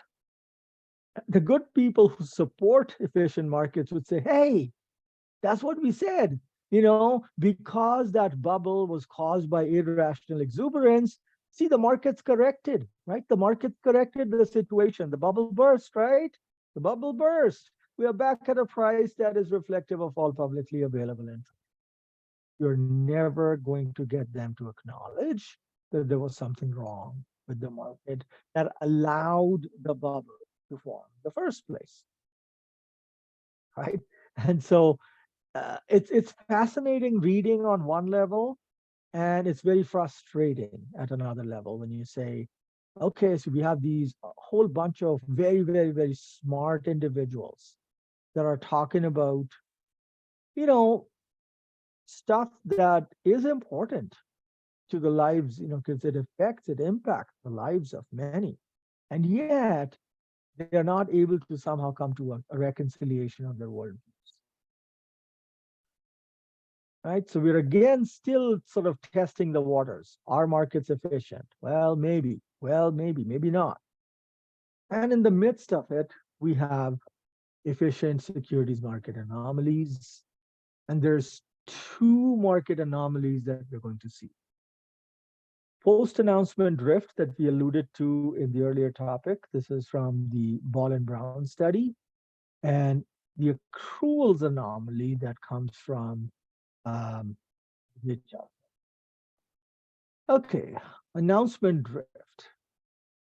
So we had looked at the Ball and Brown study last week, and we said in there we had found that companies that reported good news, i.e., higher earnings in the current period as compared to the previous year, and companies that report bad news, that is lower earnings in the current year compared to last year, their stock prices had started moving about a year earlier than the earnings announcement. So companies that had good news in their earnings numbers, their stock prices had started climbing a year in advance.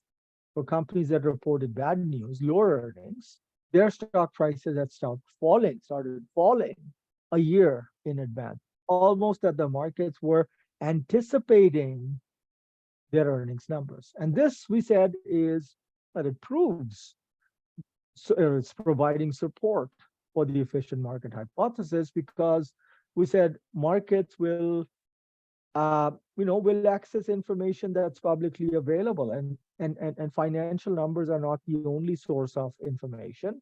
Markets will have access to data about the company's sales, or you may have heard about analysts going in and looking at companies' stocking levels to see whether they are really doing good business, of they're actually managing their business properly, their inventory levels properly, or are they putting their inventory on sale most of the time, because that does uh, lead to expectations about what their financial performance is going to be. So that all sounded, oh, awesome.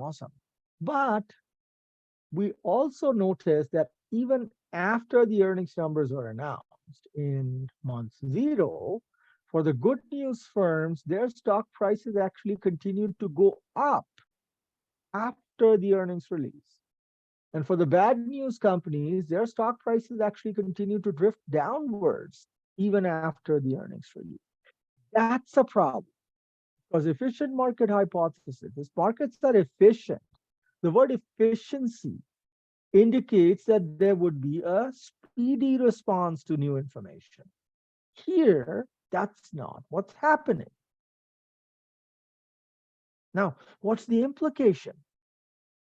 The implication is that as a naive investor, I could simply buy the news. So all I need to do is look up, once the companies announce their earnings numbers, for a company that has reported higher earnings per share than last year, that's the good news. So I could, as an investor, buy shares of companies that report good news and short sell. You guys might remember my discussion of short selling. So short selling happens when I don't own the share right now. So I borrow the shares from another party that owns them, right? I borrow from them, pay them a small fee, sell the shares in the market at the current market price. Now, a short seller is betting that the stock price right now is too high and it's going to fall. So say there are two companies, A and B. Both have a stock price of $10 right now. If I, as an investor, buy the shares of company A at $10, I would buy the shares. I'm a long investor. And the meaning of a long investor is an investor who believes that the current market price is low and expects that the stock price will go up in the future. Okay, does that make sense? As an investor, I would buy something only if I believe that I can benefit from my action. If I'm buying the shares, I expect that I'll be able to make money in the future. And the only way I'll make money in the future is if the stock price goes up. So my expectation is that the stock price will go up.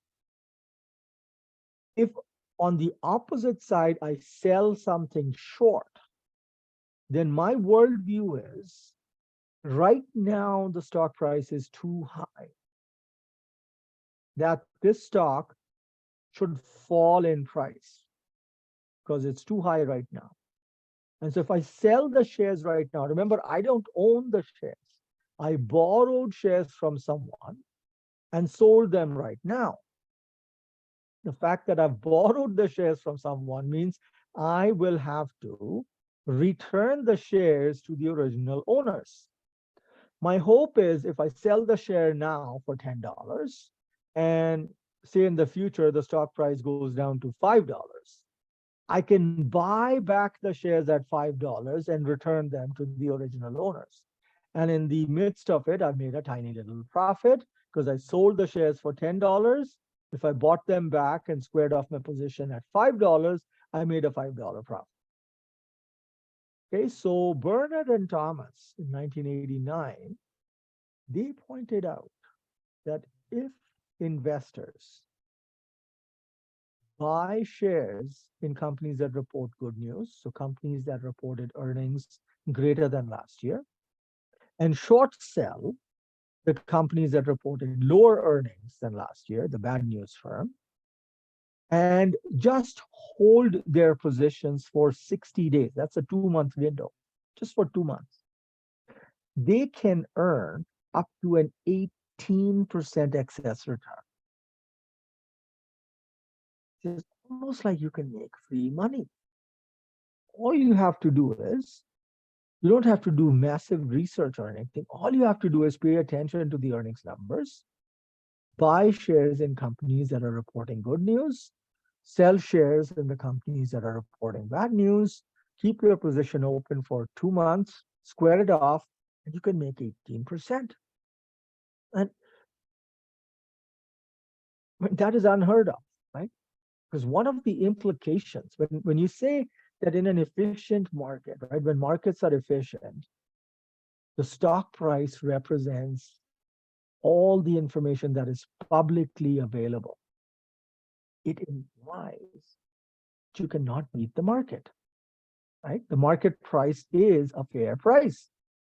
No one can beat the market because there is no, other than having insider knowledge, there's no way to get an informational advantage. Other than the occasional noise trading opportunity that presents itself, no one can beat the market on a consistent basis. Here, we're talking about earning 18% excess return.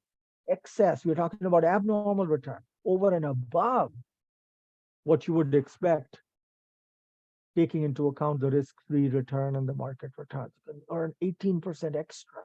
That's free money. And that is just incompatible with a market that is efficient. So that, gave cause for concern to people. That is not something that you would expect to happen in an efficient market. Ball and Bartov went on in 1996, and they said investors tend to underestimate current earnings, the implication that current earnings have on future earnings, that these earnings numbers are often correlated.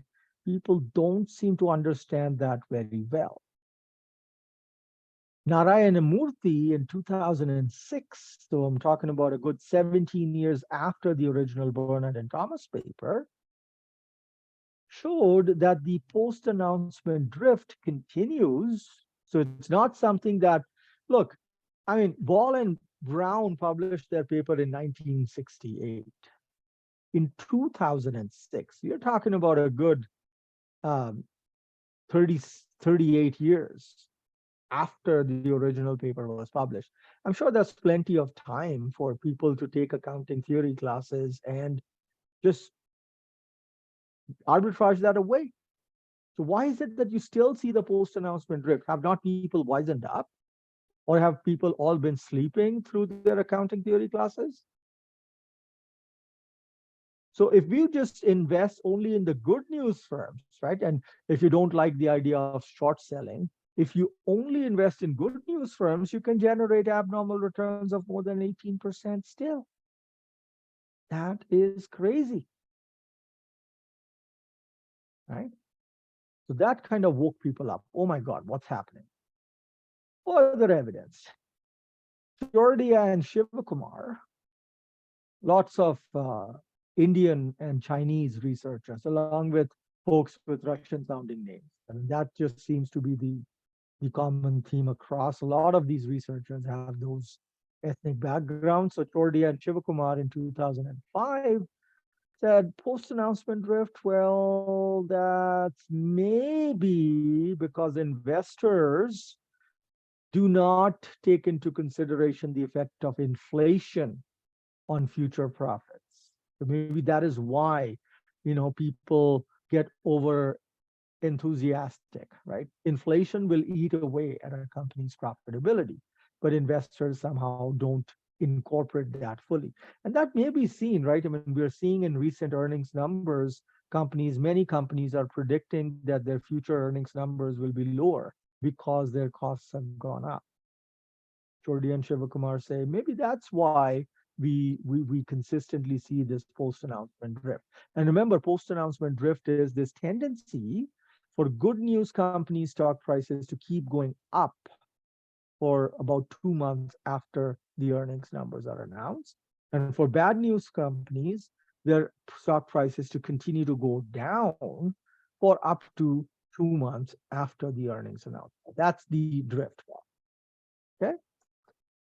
Bartov, Radhakrishnan, and Krinsky, they argued that it depends on who owns the shares. So they say individuals, maybe they don't understand finance as well, right? Maybe they're not savvy.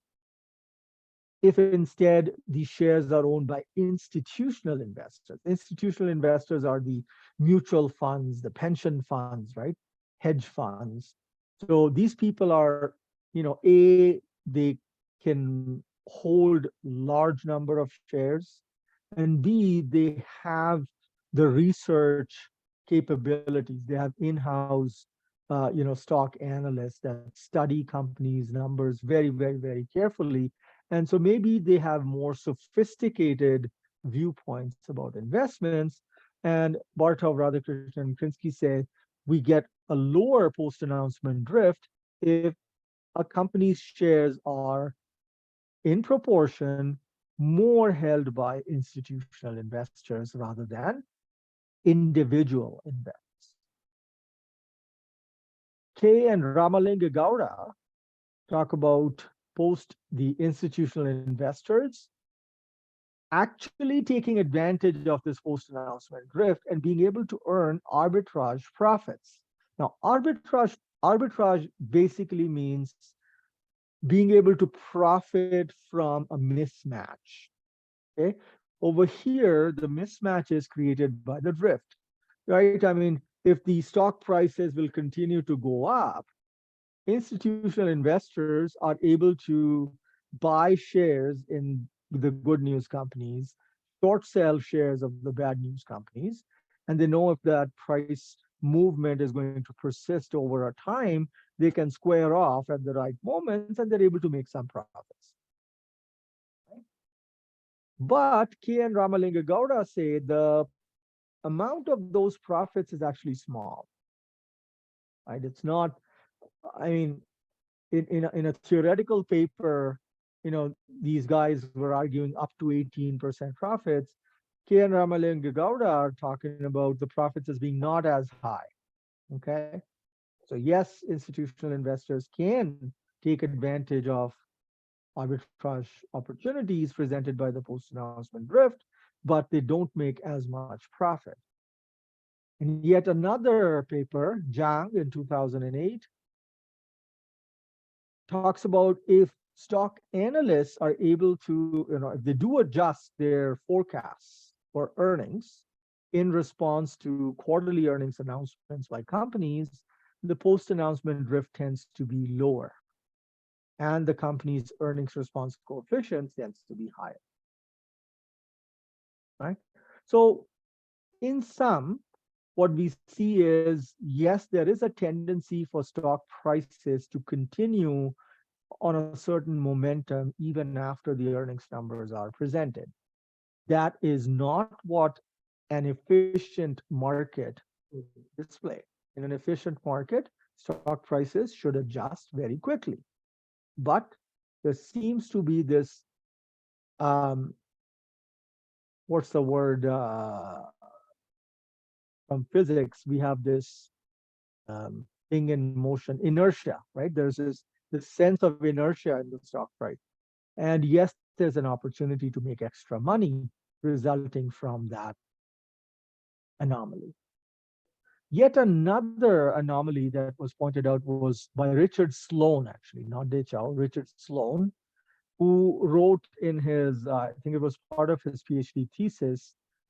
He later on became a big name in the world of accounting research. 1996, he came up with his study where he said, you know, ultimately net income is nothing but the operating cash flows and then accruals.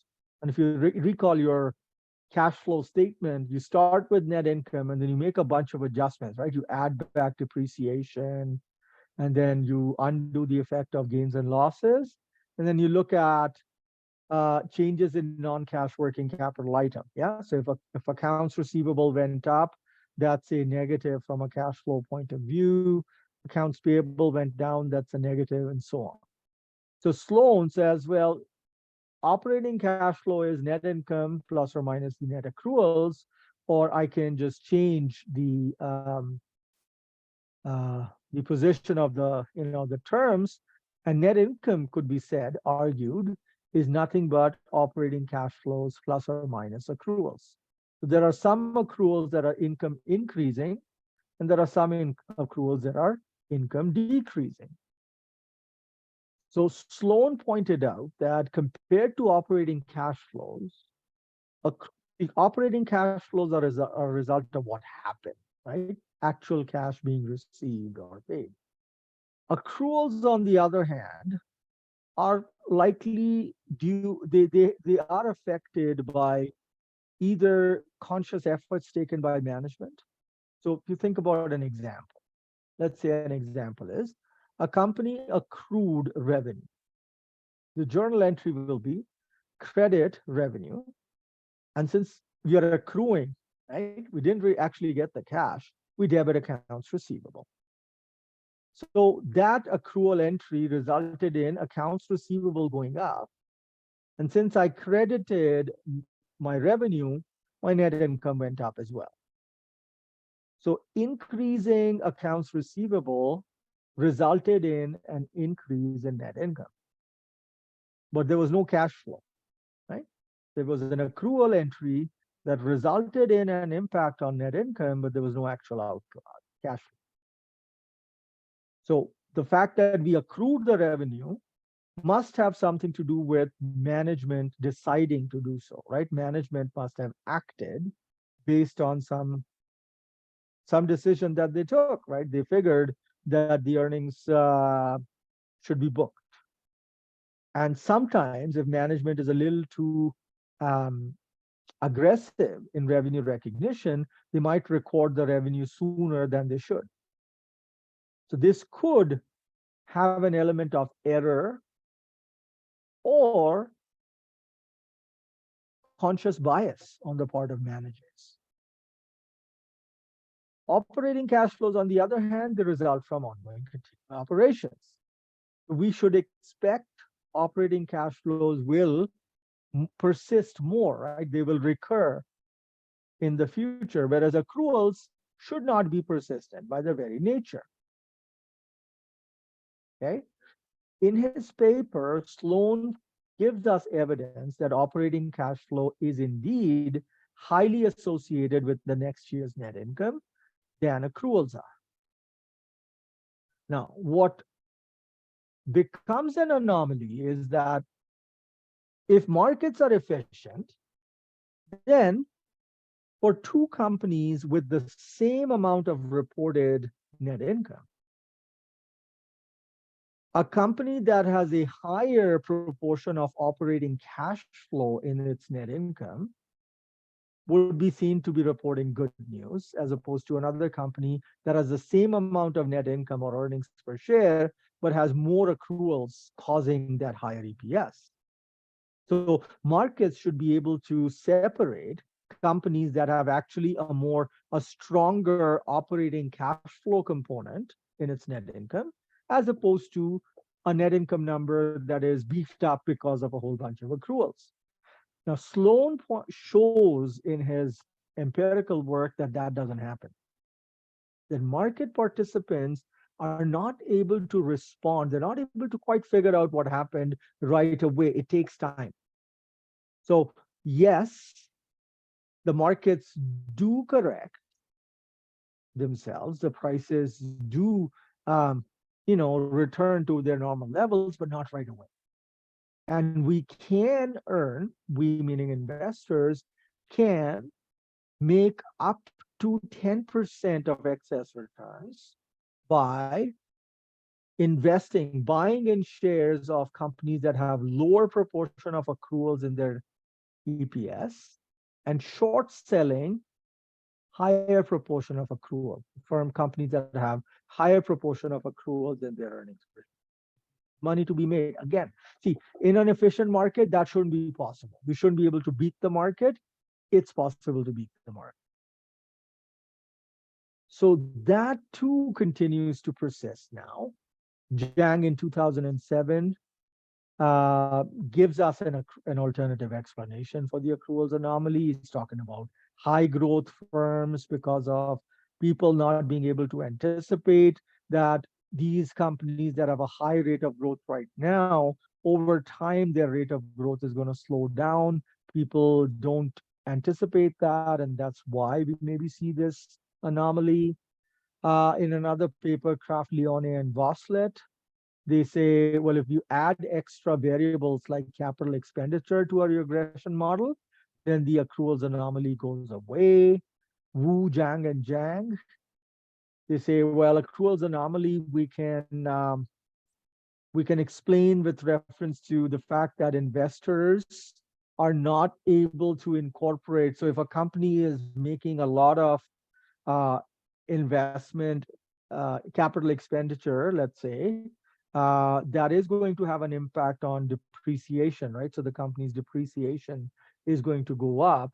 And so depreciation expense, although it doesn't affect cash flow, it does affect net income, right? So people might not be able to make that connection, and they kind of, and that could result in this accruals anomaly continuing. Yet other researchers, Lev and Nissim, they say, well, again, just like the other guys pointed out, Kay and Ramalinga, they said, well, these guys, the institutional investors are able to benefit from the anomaly, but trading levels are kind of low. The other people had found the profits are kind of on the lower side.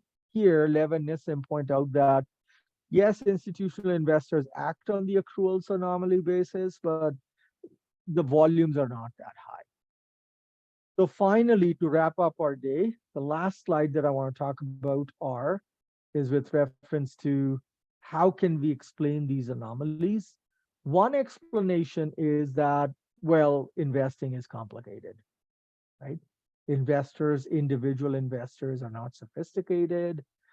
They just don't understand the numbers, or maybe they're not able to adapt to the changing information quickly. So that leads to biased actions and this drifting. An alternative explanation might be the fact that these anomalies continue to this day.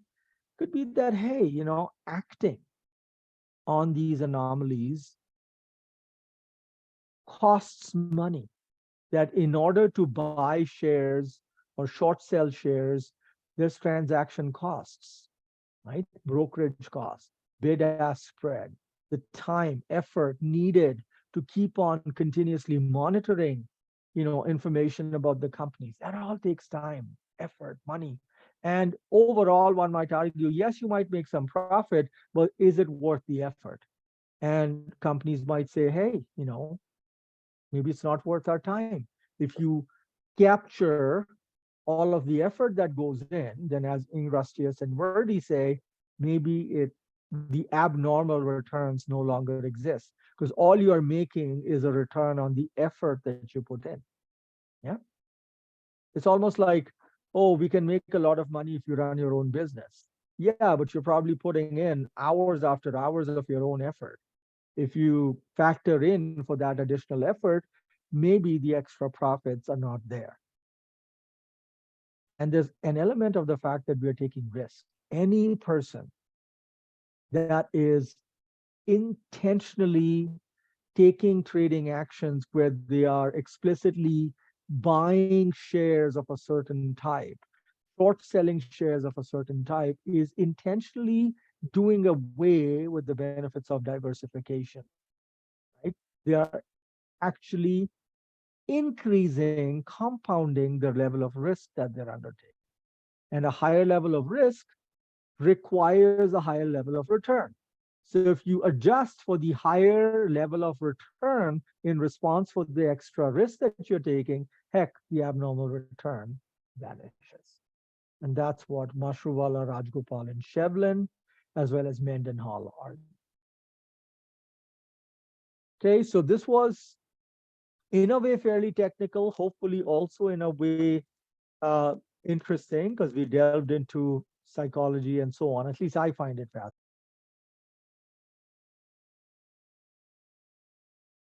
All right, so this material deals with chapters 6 and 7, and we had started our discussion quite a while back.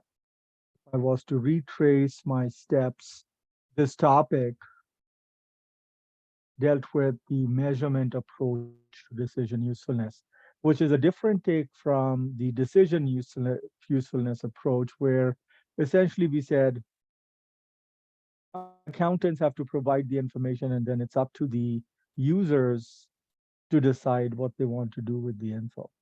Here, the measurement approach takes a different tack and says, no, accountants have to undertake greater responsibility for providing information that users can apply.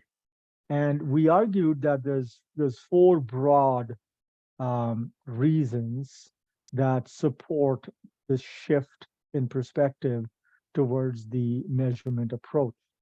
The first one we talked about was the evidence, mixed evidence, one could argue, but evidence nonetheless that markets, securities markets, are not quite as efficient as we initially believed.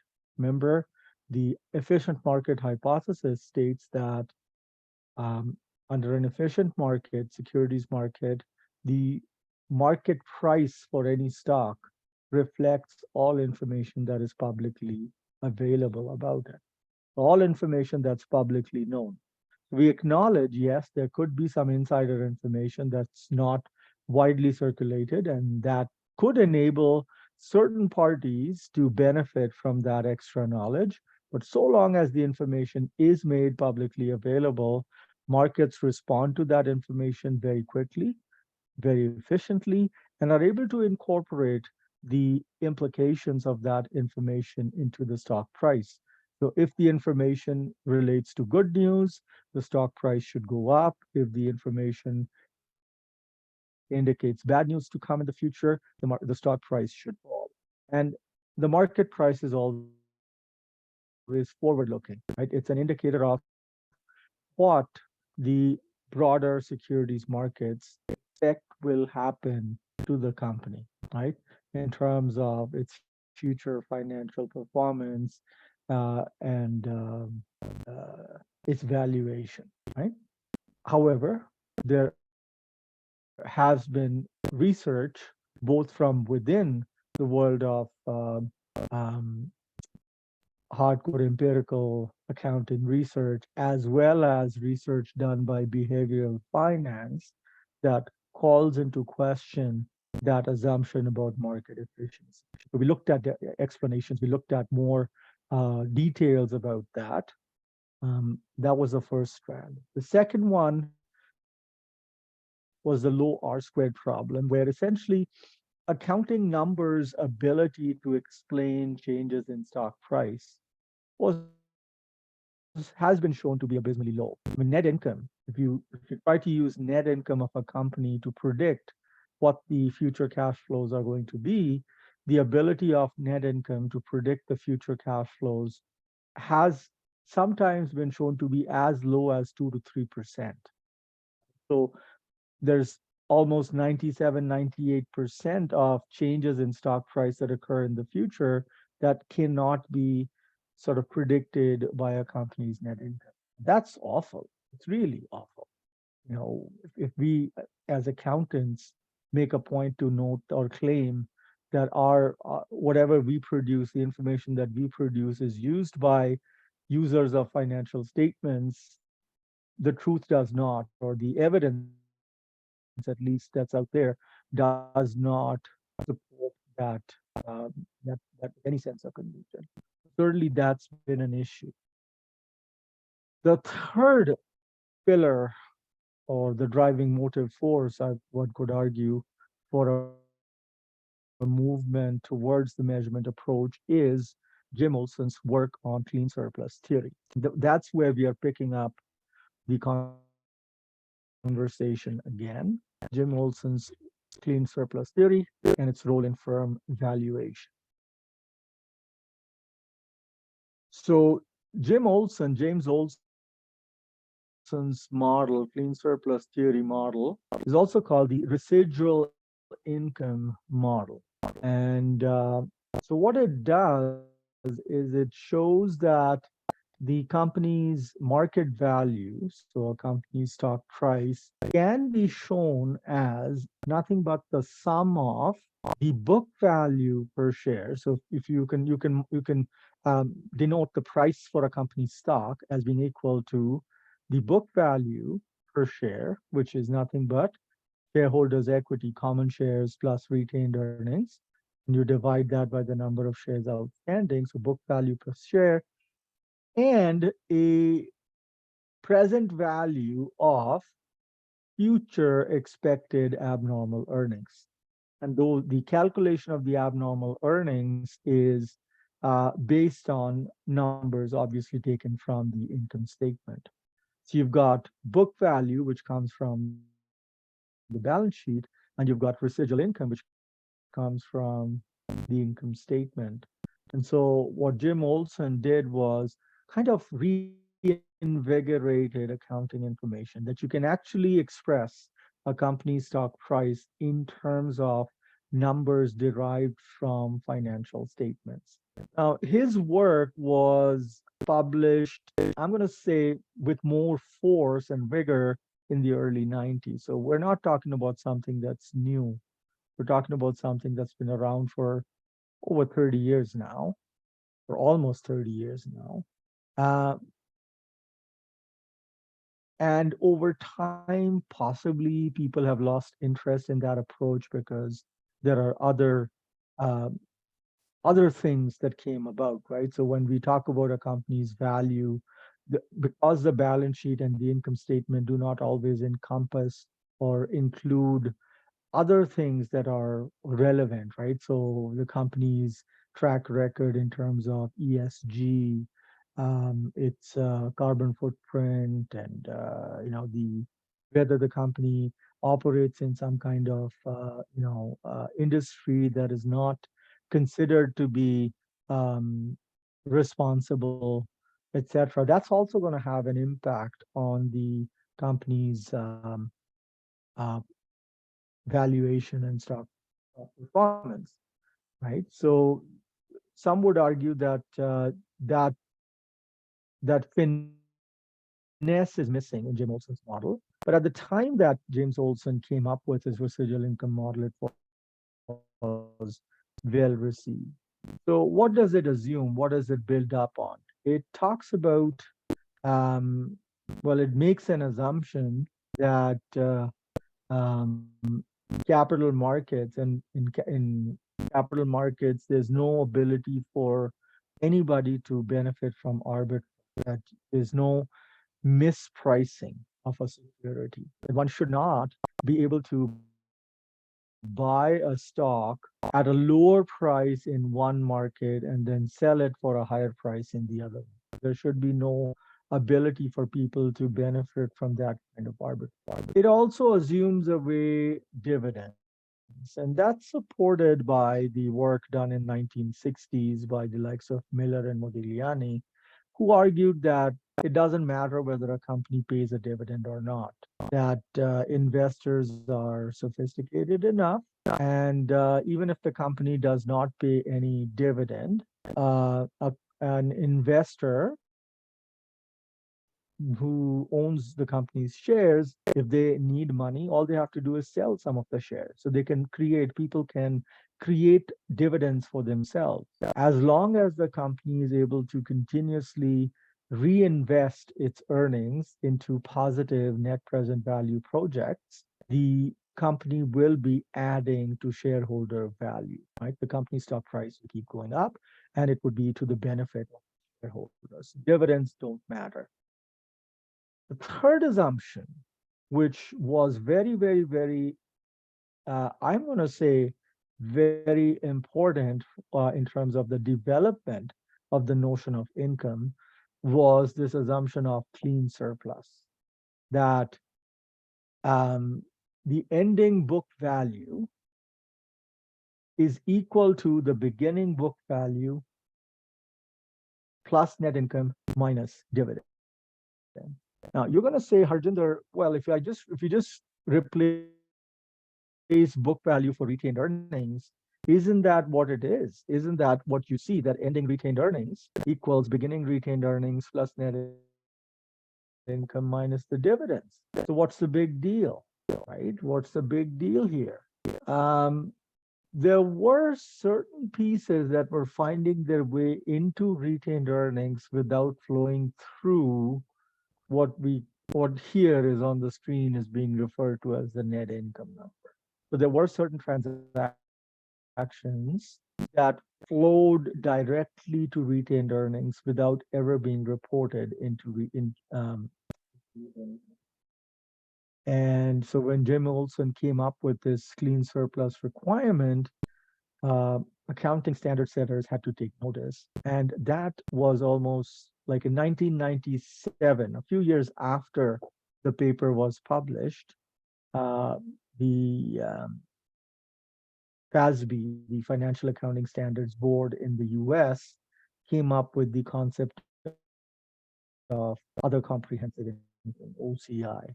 So they acknowledge that in order to avoid fluctuations in reported net income, companies are sometimes hesitant to include information about changes in fair value of certain asset liabilities in net income.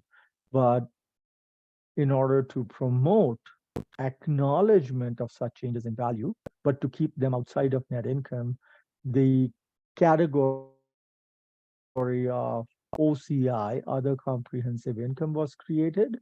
And on the balance sheet, you had the accumulated other comprehensive income, which is a separate bucket from retained earnings.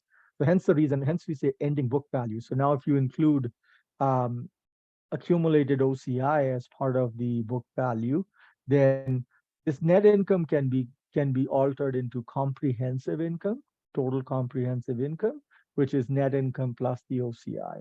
And then you get your clean surplus relation working.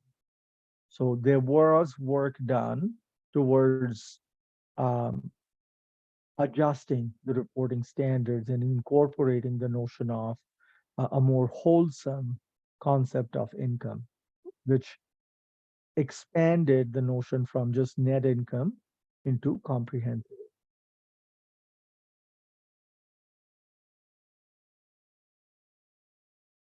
Um, Goodwill. So goodwill is something that has been dealt with very, very, very sternly and severely in accounting reporting standards. Because for those of you that have taken advanced financial, you would know that goodwill can only be recorded when there is a business combination, right? When one company gets control over another, only then can goodwill be recorded. So a company on its own can never create goodwill, right? So even though the company might have very loyal customers and superior organizational procedures, etc., which enable it to earn better profits, better than normal profits, accounting standards don't allow such goodwill to be reported.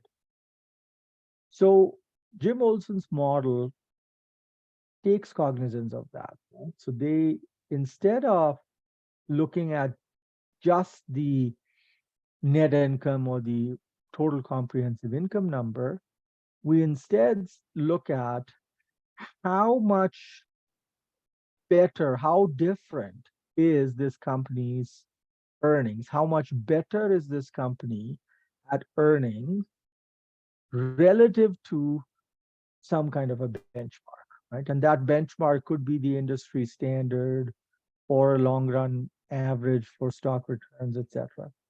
So good firm value is therefore expressed as the net assets, is the book value of the company, plus or minus the expected present value of abnormal earnings. Abnormal earnings are either over and above the average or below the average, whichever way, right? The company could be doing poorly as well, so it might have negative abnormal.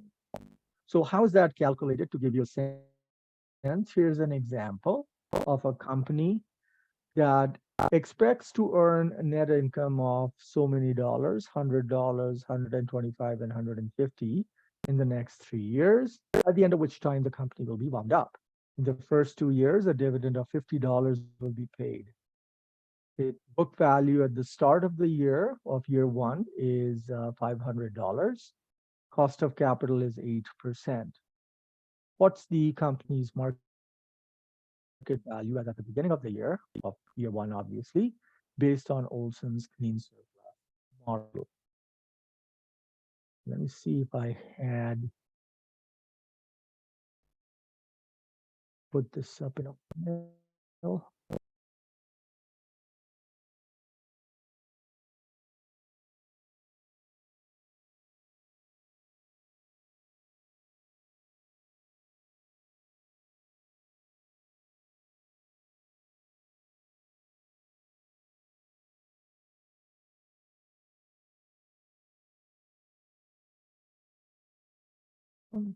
Looks like I didn't. So this is Feb 27. And we're looking at this example here. Just going to take a quick little snapshot.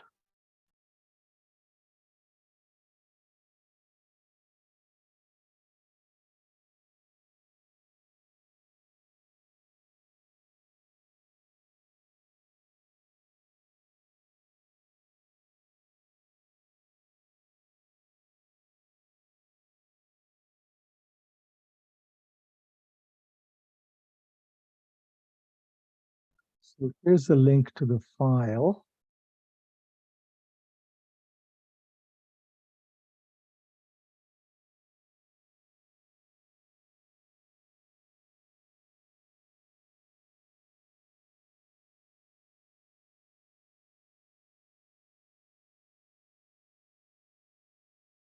So hopefully you're able to see the question at your end there.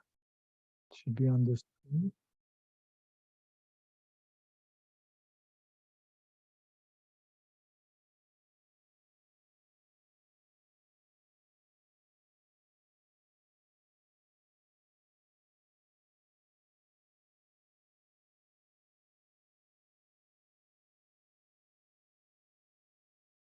All right, let's see how this goes here.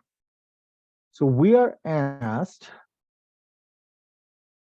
to calculate for this company its market value, admittedly using numbers that are definitely Mickey Mousey for sure.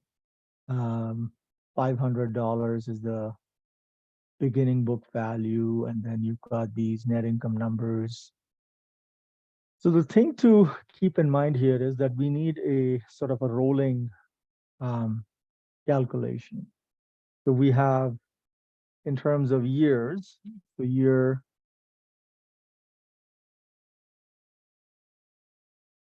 the time frame that we are looking at, we have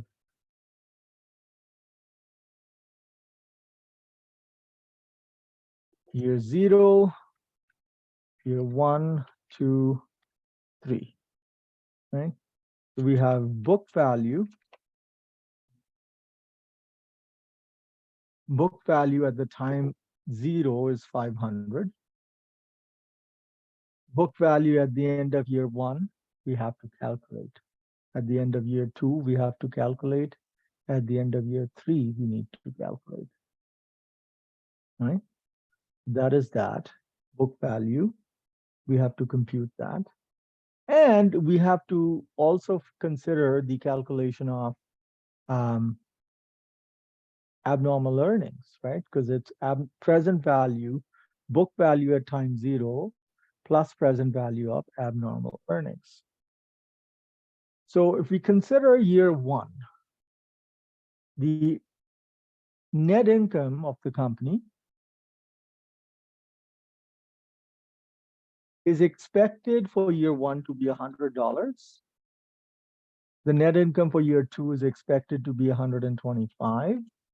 And for year 3, it's expected to be 150. That's information that's given to us.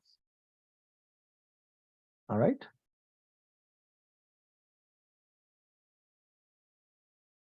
Now, how am I going to play this? Actually, let's do this calculation. Let's ignore the book value for a second for now. Start with the net income number. Calculate the abnormal earnings, right? So net income, 100, 125, and 150. Okay. Expected earnings or normal earnings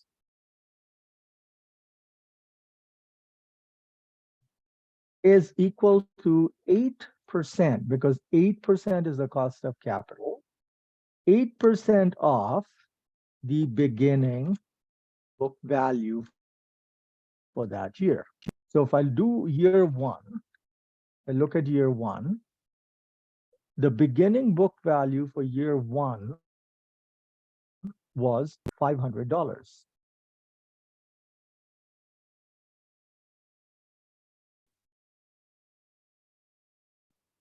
We began year 1. So at time 0 is the start of year 1. The book value was $500. So normal earnings for year 1 would be 8% of $500, $40.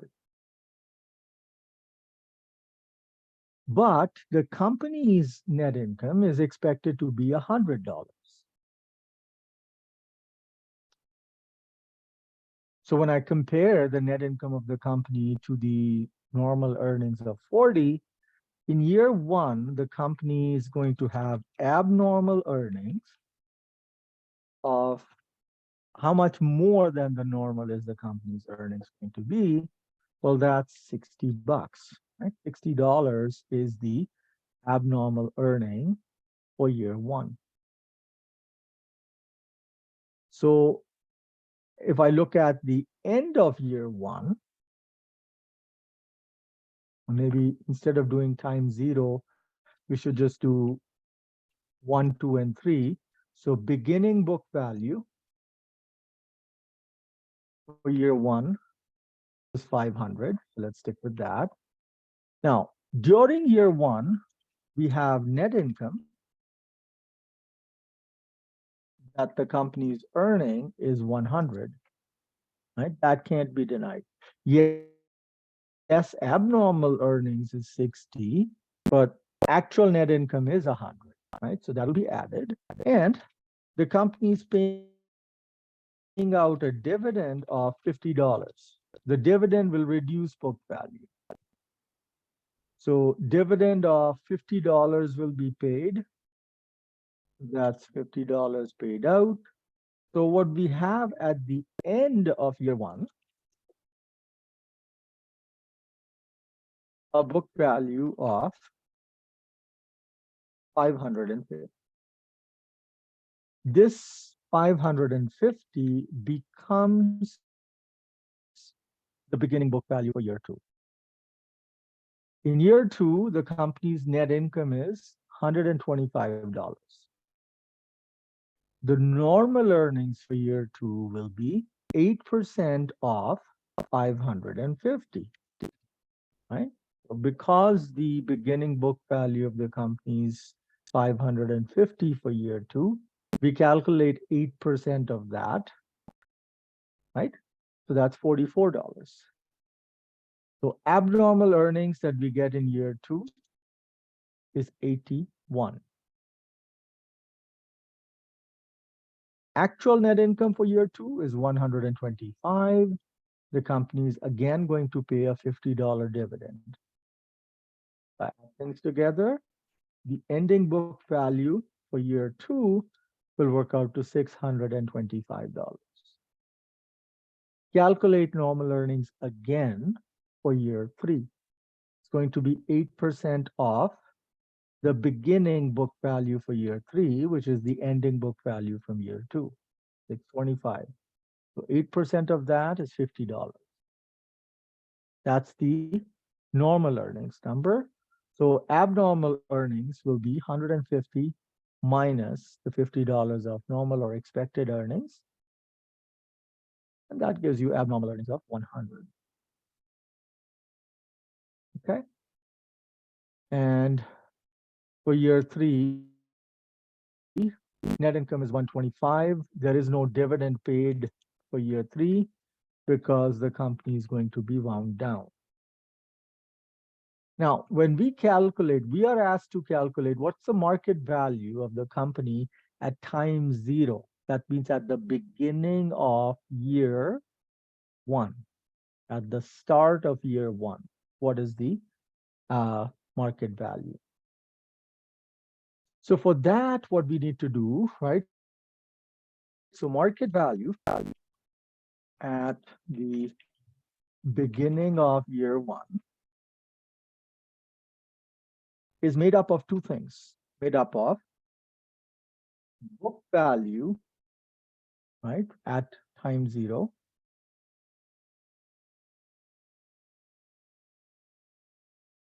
plus the PV, present value of abnormal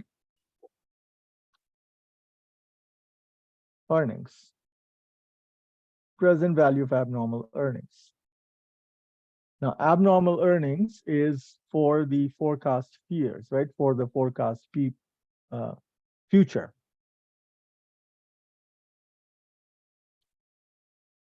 For years 1, 2, and 3. Now, market value at the so book value at the beginning of year one, looking at the information, the book value at the start is $500. We need the present value of these abnormal earnings, 60, 81, and 100. So we can calculate that with the PV function or net present value function. So input NPV, net present value, open bracket, and indicate the discount rate. Our discount rate would be the same as the cost of capital for the company.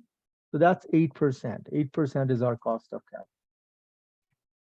And then we need to indicate the cash flows for the 3 years. So 60 for year one, 81 for year two, 100 for year three. So just select, highlight, and make sure that you select all of them in the sequence. And close. Press enter.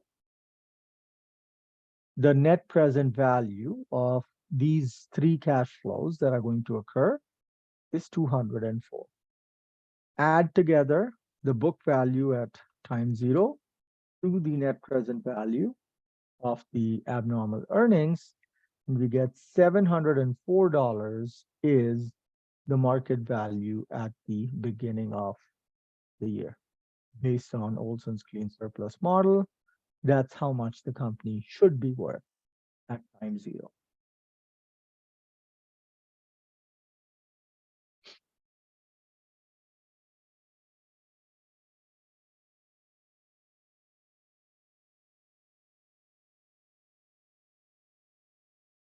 Okay.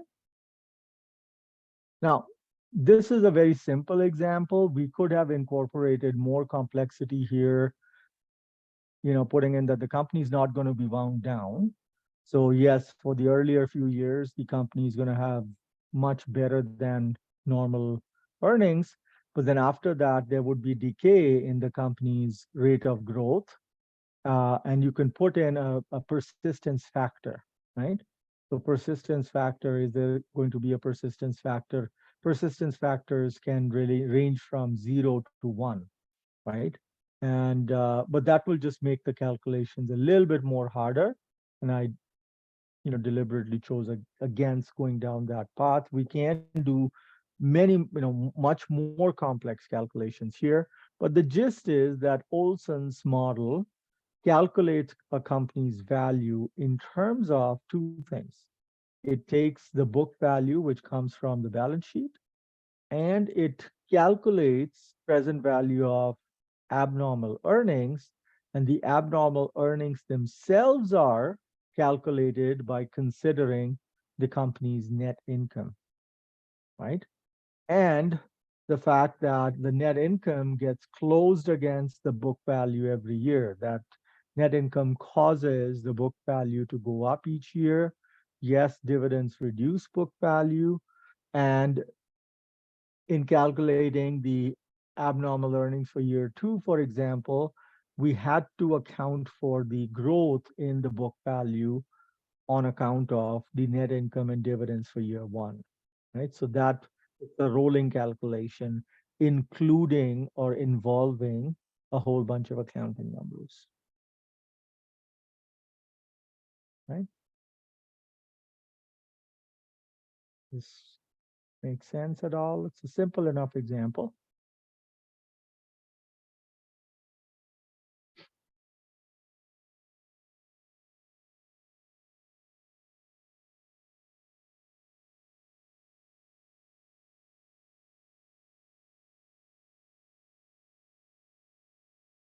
All right, hearing no immediate questions. Moving on. So what evidence do we have, either in support of Jim Olson's model or against questioning its validity? There has been a charge laid against clean surplus model, but the charge is almost all, so it's almost criticism, uh, or rather a compliment hiding as criticism. So the criticism is that the clean surplus model tends to underestimate firm value. So if anything, the market value that we get from using the clean surplus model is conservative, right? So it tends to underestimate companies' value rather than overstate it, which for most people would be the better of the two. You don't want to overestimate a company's fair value, right? As an investor, you don't want to overestimate it. You want to play it safer. Most investors prefer conservatism on that count, right? So if anything, the Olson model helps accomplish that. And this is because of the assumption that earnings, the abnormal earnings component goes down to zero after a certain time horizon. Um, Researchers have said that maybe we can improve upon it by including forecasts of share price in year 5. So usually the math that is done using the Olson model will have a time horizon of, say, 5 years, 7 years, 10 years, that kind of thing. And then people argue that if you want to further improve upon it, then there can be a forecast that we use from stock analysts who provide a longer term forecast about a company's stock price and incorporate that in your model. That can help improve the prediction. Um, you can add analyst forecasts along with current capital expenditure info, again, to help incorporate unrecorded goodwill. A company might have unrecorded goodwill arising from its own actions rather than from a business combination. And that could be reflected in, so if a company is making a lot of investment in capital assets, IT assets, and those kinds of things, because of accounting rules, often, those the implication of such expenditure is not always captured. Much of that expenditure could get expensed, especially if it was on research costs, but also expenditure on CapEx projects. There can be longer term synergies that arise from such expenditure, which are not captured in the financial statement information. So researchers have argued maybe we can model those as additional explanatory variables. The problem then is as you keep expanding the model, as you keep adding additional information, you're likely making it overly complicated. The beauty of Olson's model was that all you needed to calculate firm value was book value information at point zero, and then you could calculate based on the projections of net income of the company into the future. We could use that info to figure out abnormal earnings and do that as an iterative process, as I showed you, for year one, year two, year three, year four, or however long that we have projections, and then do a simple net present value calculation of that abnormal earnings piece, add it to the beginning book value, and that's your market value. So that simplicity of the model gets done away with if you add more information or more additional variables that these guys are suggesting. Plus, you got to keep in mind that using analyst forecasts in the model is a bit tricky because analysts often don't incorporate stuff called fundamental signals. They underuse them when predicting future earnings. And honestly, there's been a lot of research on analyst forecasts itself. And often it's been shown that analysts tend to demonstrate what's called herding behavior.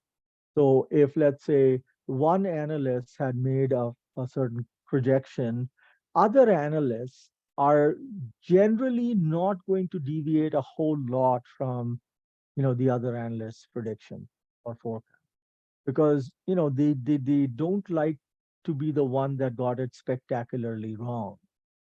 So they all tend to gravitate towards some kind of a consensus. There would be some differences for sure, but not market different. And it's only when an analyst takes an extremely contrarian view, when you have a whole bunch of analysts saying, "Oh yeah, that's a great stock, that's a great stock," and then there's one analyst that kind of saying, "No, that stock is crap." You know, it's only in those cases you get these really, really, really. Usually there's a lot of drama involved as well. For those of you that have been following the news from India about the Hindenburg research, short selling research that was published and its impact on the stocks.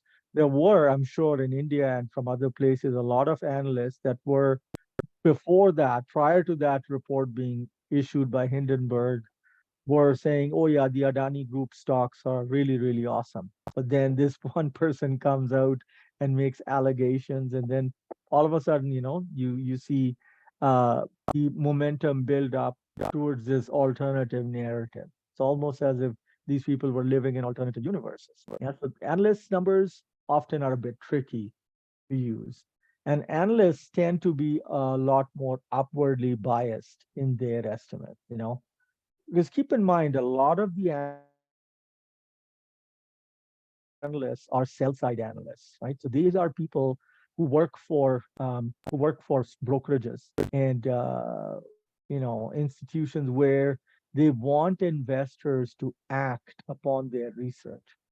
And you don't want to be sort of the person that brought bad news, right? So you want to encourage investors to buy more shares, right? So a lot of these analyst expectations, estimate numbers tend to be buffered up, right? So they might believe that the fair value of a company stock might be, say, $18.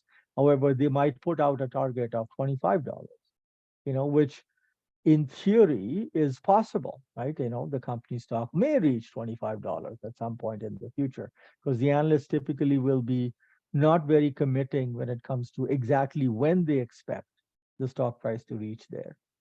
Although they are supposed to give short-term sort of indications of stock price as well, very often, no one actually calls them back to quiz them as to why their forecasts ended up being, so far off the mark.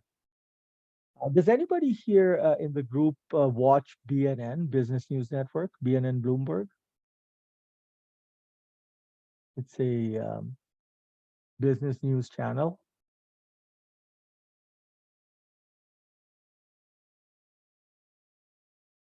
No one? Okay, then.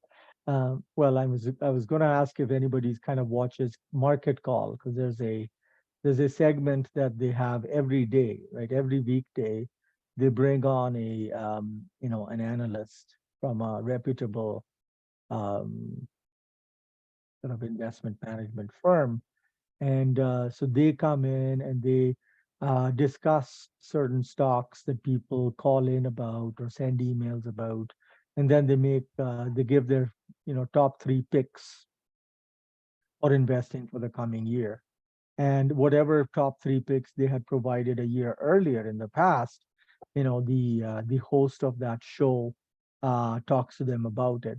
And it often happens that the stock picks that they had provided in the past did well, but it also can happen very often that the stock pick that they provided a year back did awfully, right? People would have lost a lot of money by investing in the stocks, but they're always able to explain away, right, the reasons as to why things worked the way they did. In fact, if you folks are interested, just give me a sec. I can find a segment that you could watch just to get a sense of what I'm talking about. Yeah. All right, good people. Let's return. I just had a weird idea um,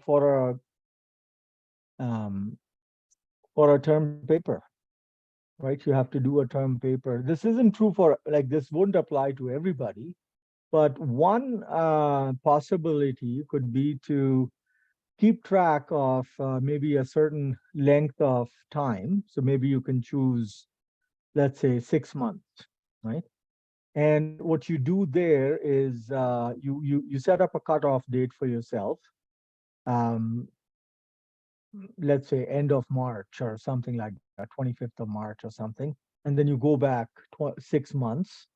So whatever that works out to, right? Let's say you're starting from early October of last year up to the end of March in the current year.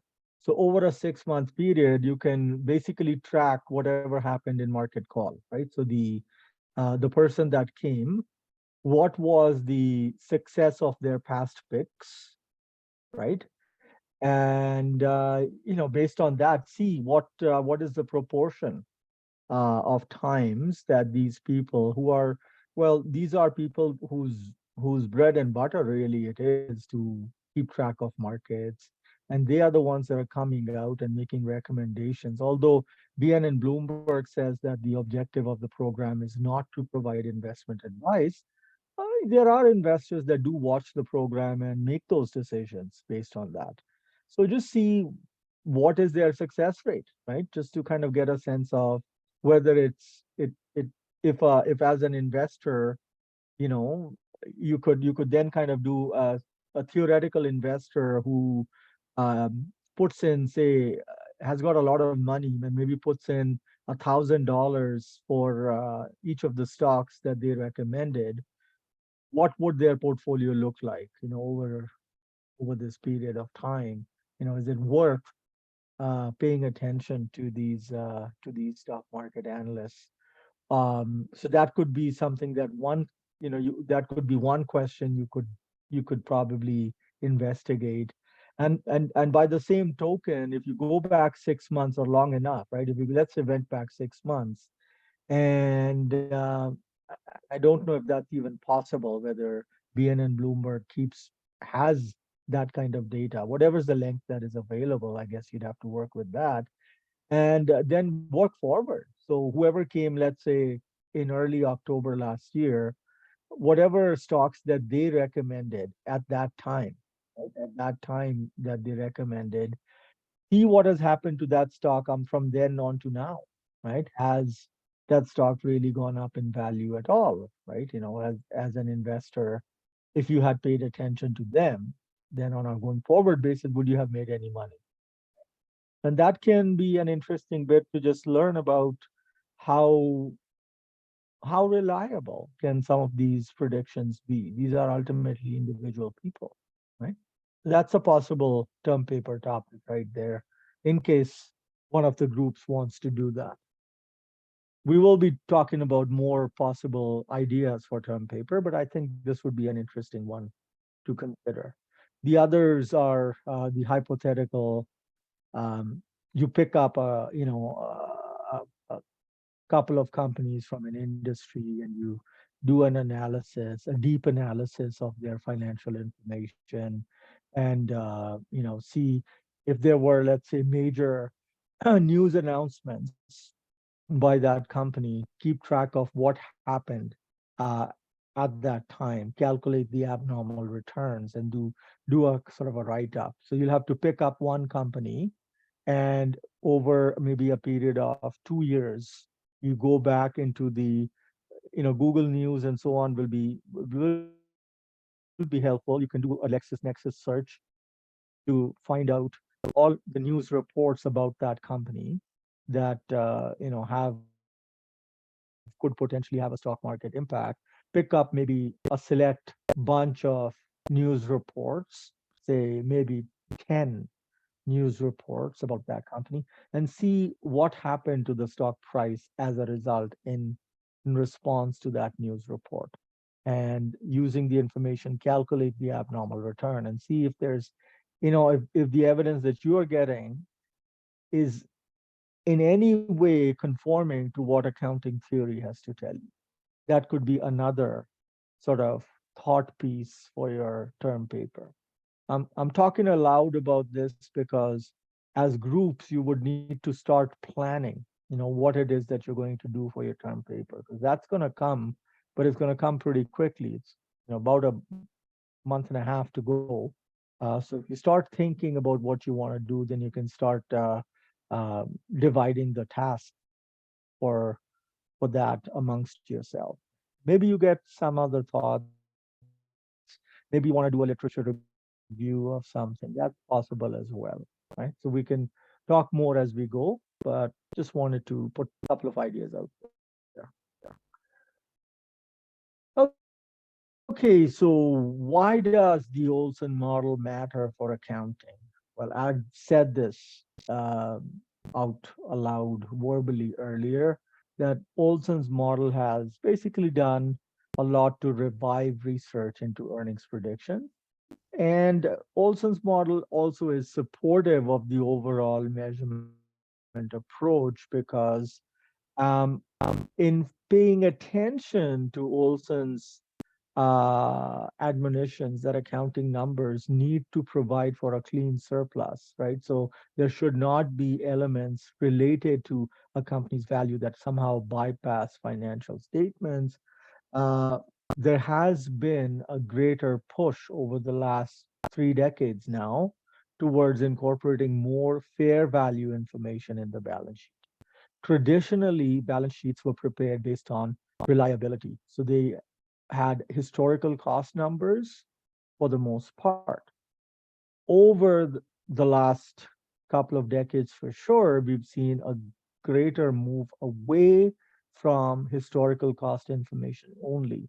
And there's a lot of assets and liabilities that you see now on the balance sheet that are being reported at fair value. All right. So that is, if nothing, but a support for the measurement approach, because you are helping users get a better understanding of what the company is really worth instead of somehow trying to work it out through dense models. If you provide more fair value on the information on the balance sheet, the thinking is that there will be less room for unrecorded goodwill.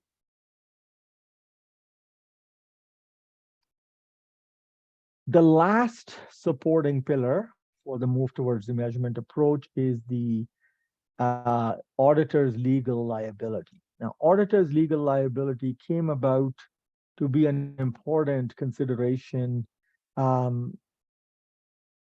as way back as in the late 1980s. So late 1980s, there was a savings and loans crisis in the US, which caused quite a bit of drop. So savings and loans are like banks. So in Canada, we don't quite have savings and loans, but we do have these credit unions, right? So credit unions are kind of like the SNL in the US. There was in the late 1980s, in 1987 to be exact, leading up, there was a bit of a crisis amongst these pseudo banks that resulted in quite a bit of drop in stock market valuation. And part of that crisis was so there was a large accounting firm at that time, I forget the exact name, that was involved. And so that led to people questioning what is it that the auditors were doing? Why were they not doing, their task? And that's to protect the public's interest and so on. And then, of course, you had the classic Enron scandal where Arthur Andersen, a uh, big five firm, essentially disappeared. So then we are now down to top four. We talk about the big four. When Arthur Andersen was around, we used to have five top firms. Right? So that was a big hit to the reputation of the accounting and auditing industry. Um, and it was not just the loss of reputation; it was also that in the aftermath of these debacles, the auditors were dragged into courts of law. Right? They were people sued them for malpractice and not doing their job faithfully or their work faithfully. They're signing off on reports saying that in all material aspects, the financial report is has been prepared in accordance with GAAP. How is it that then later on we are finding instances of fraud and misrepresentation of numbers and so on and so forth? So auditing firms were increasingly found culpable, liable, and liable for damages, right? And those damages can be fairly punitive, especially in the US. It's not unheard of for an audit firm to have to pay millions of dollars to potential victims of fraud perpetrated by essentially the companies that they were audited. The auditors themselves might not have done anything wrong, but for being just stupid, and not having conducted their audit the best, or at least in the eyes of, hindsight is generally 2020. In hindsight, people can say, "Oh, you could have done so many more things." Right? In the heat of the moment, you don't know. There was also, again, I'm digressing a little bit, but there was a time when audit companies, audit firms were lowballing audits, right? So they were pitching, they were competing against each other, and they were quoting fees that were ridiculously low. That all they wanted to do was somehow get access to a company because they were able to offer their advising services and the consulting arm, right? The part of the firm that provides, consulting or advice, they were able to make lots of money, right? So they would get a client, do an audit for the client really, really cheap, but make a ton of money through the advice. And that was permitted at that time. Now it's not possible. Now, a company's auditor cannot provide non-audit services for the most part, period. But that was something that used to happen in the past. And so when an audit firm would sort of quote a really low price for an audit, there was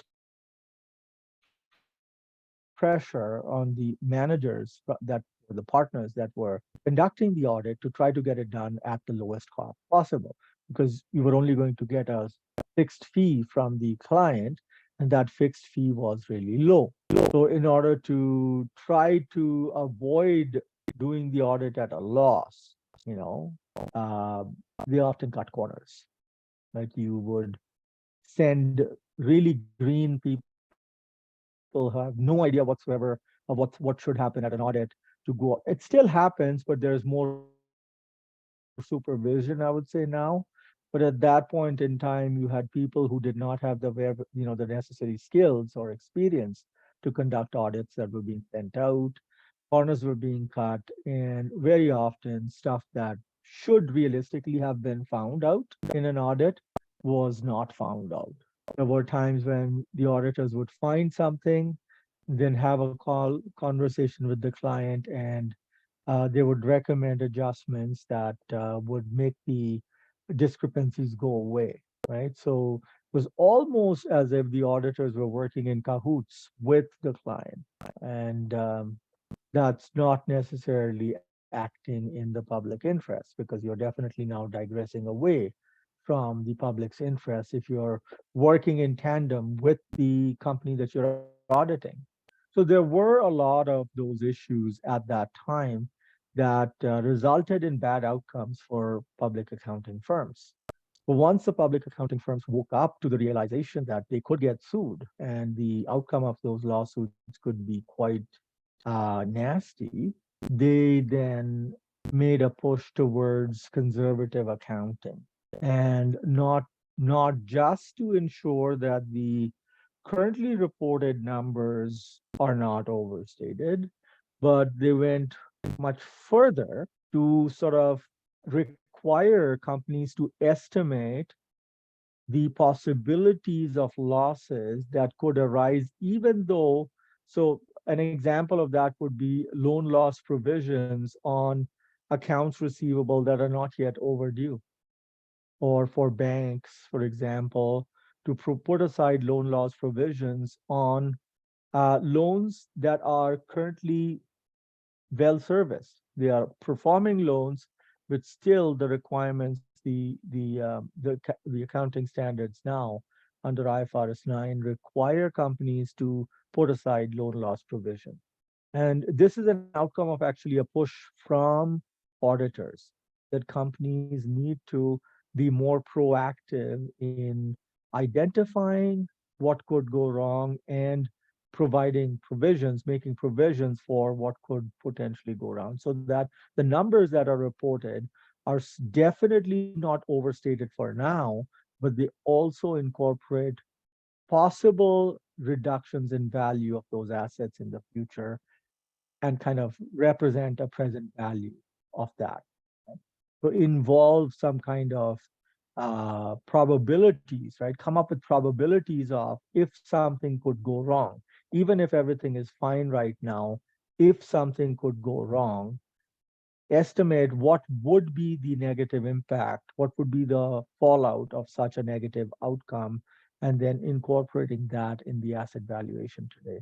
So that is the conditional, um, unconditional conservatism, as you can see on the screen, right? So was really pushing the envelope on the notion of conservatism, valuing risky assets at less than current value because the value could go down later in the future.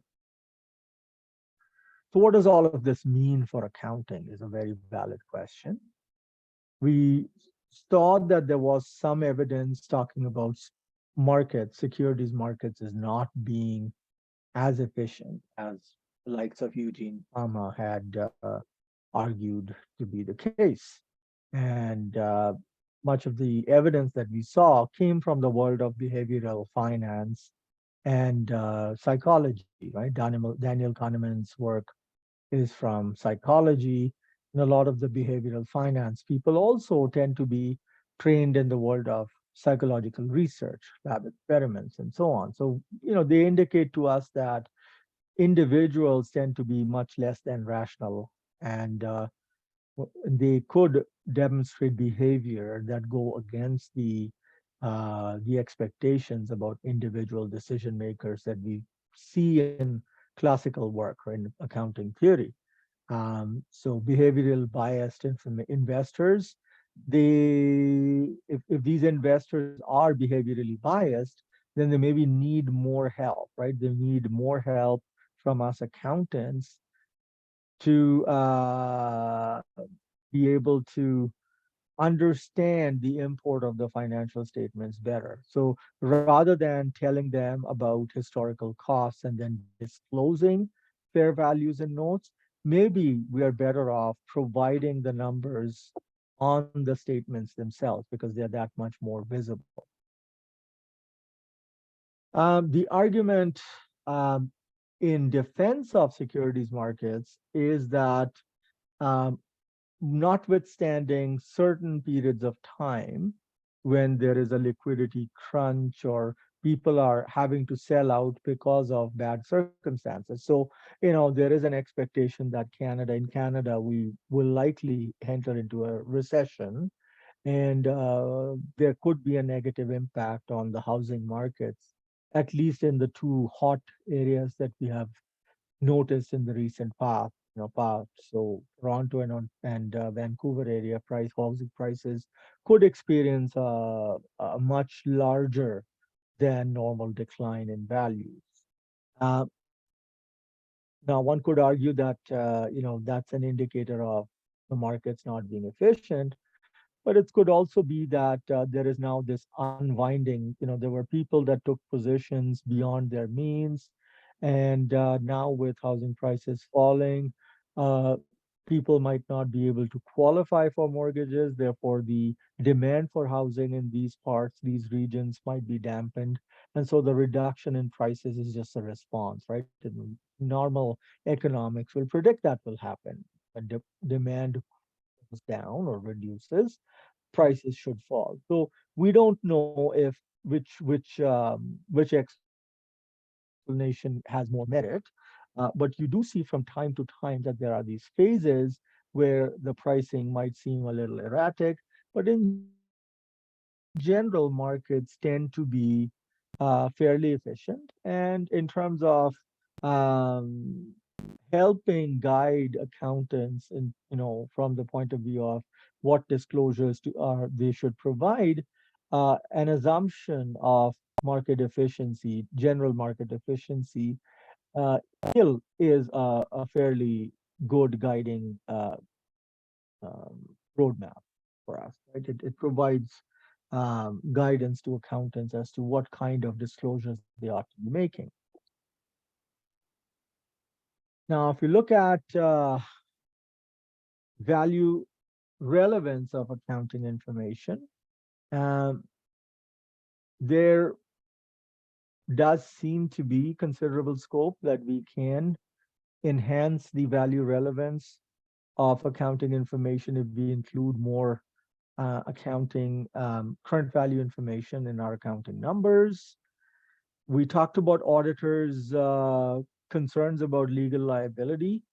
So you may be aware that management of a company, top managers have to sign off now on financial statements. And if these financial statements are found later on to be intentionally manipulated, the top managers could go to jail, right? Enron, in the aftermath of Enron, that has happened. So the top managers that were responsible for the financial shenanigans at Enron did, were indicted. So that has created concerns, as can be understood, and has resulted in accountants and managers to increase the degree of conservatism in the finance so as not to misguide users. The other thing to keep in mind is that when we go after current value numbers, we are faced with the challenge of reliability. Um, when you ask, well, what's the fair value of such and such asset? Unless there is a liquid market that exists for such an asset, we cannot really get a full appreciation of what that asset is worth. So true, IFRS 13 does provide guidance about, level 2, level 3 inputs to use if market prices are not available for doing fair value estimations.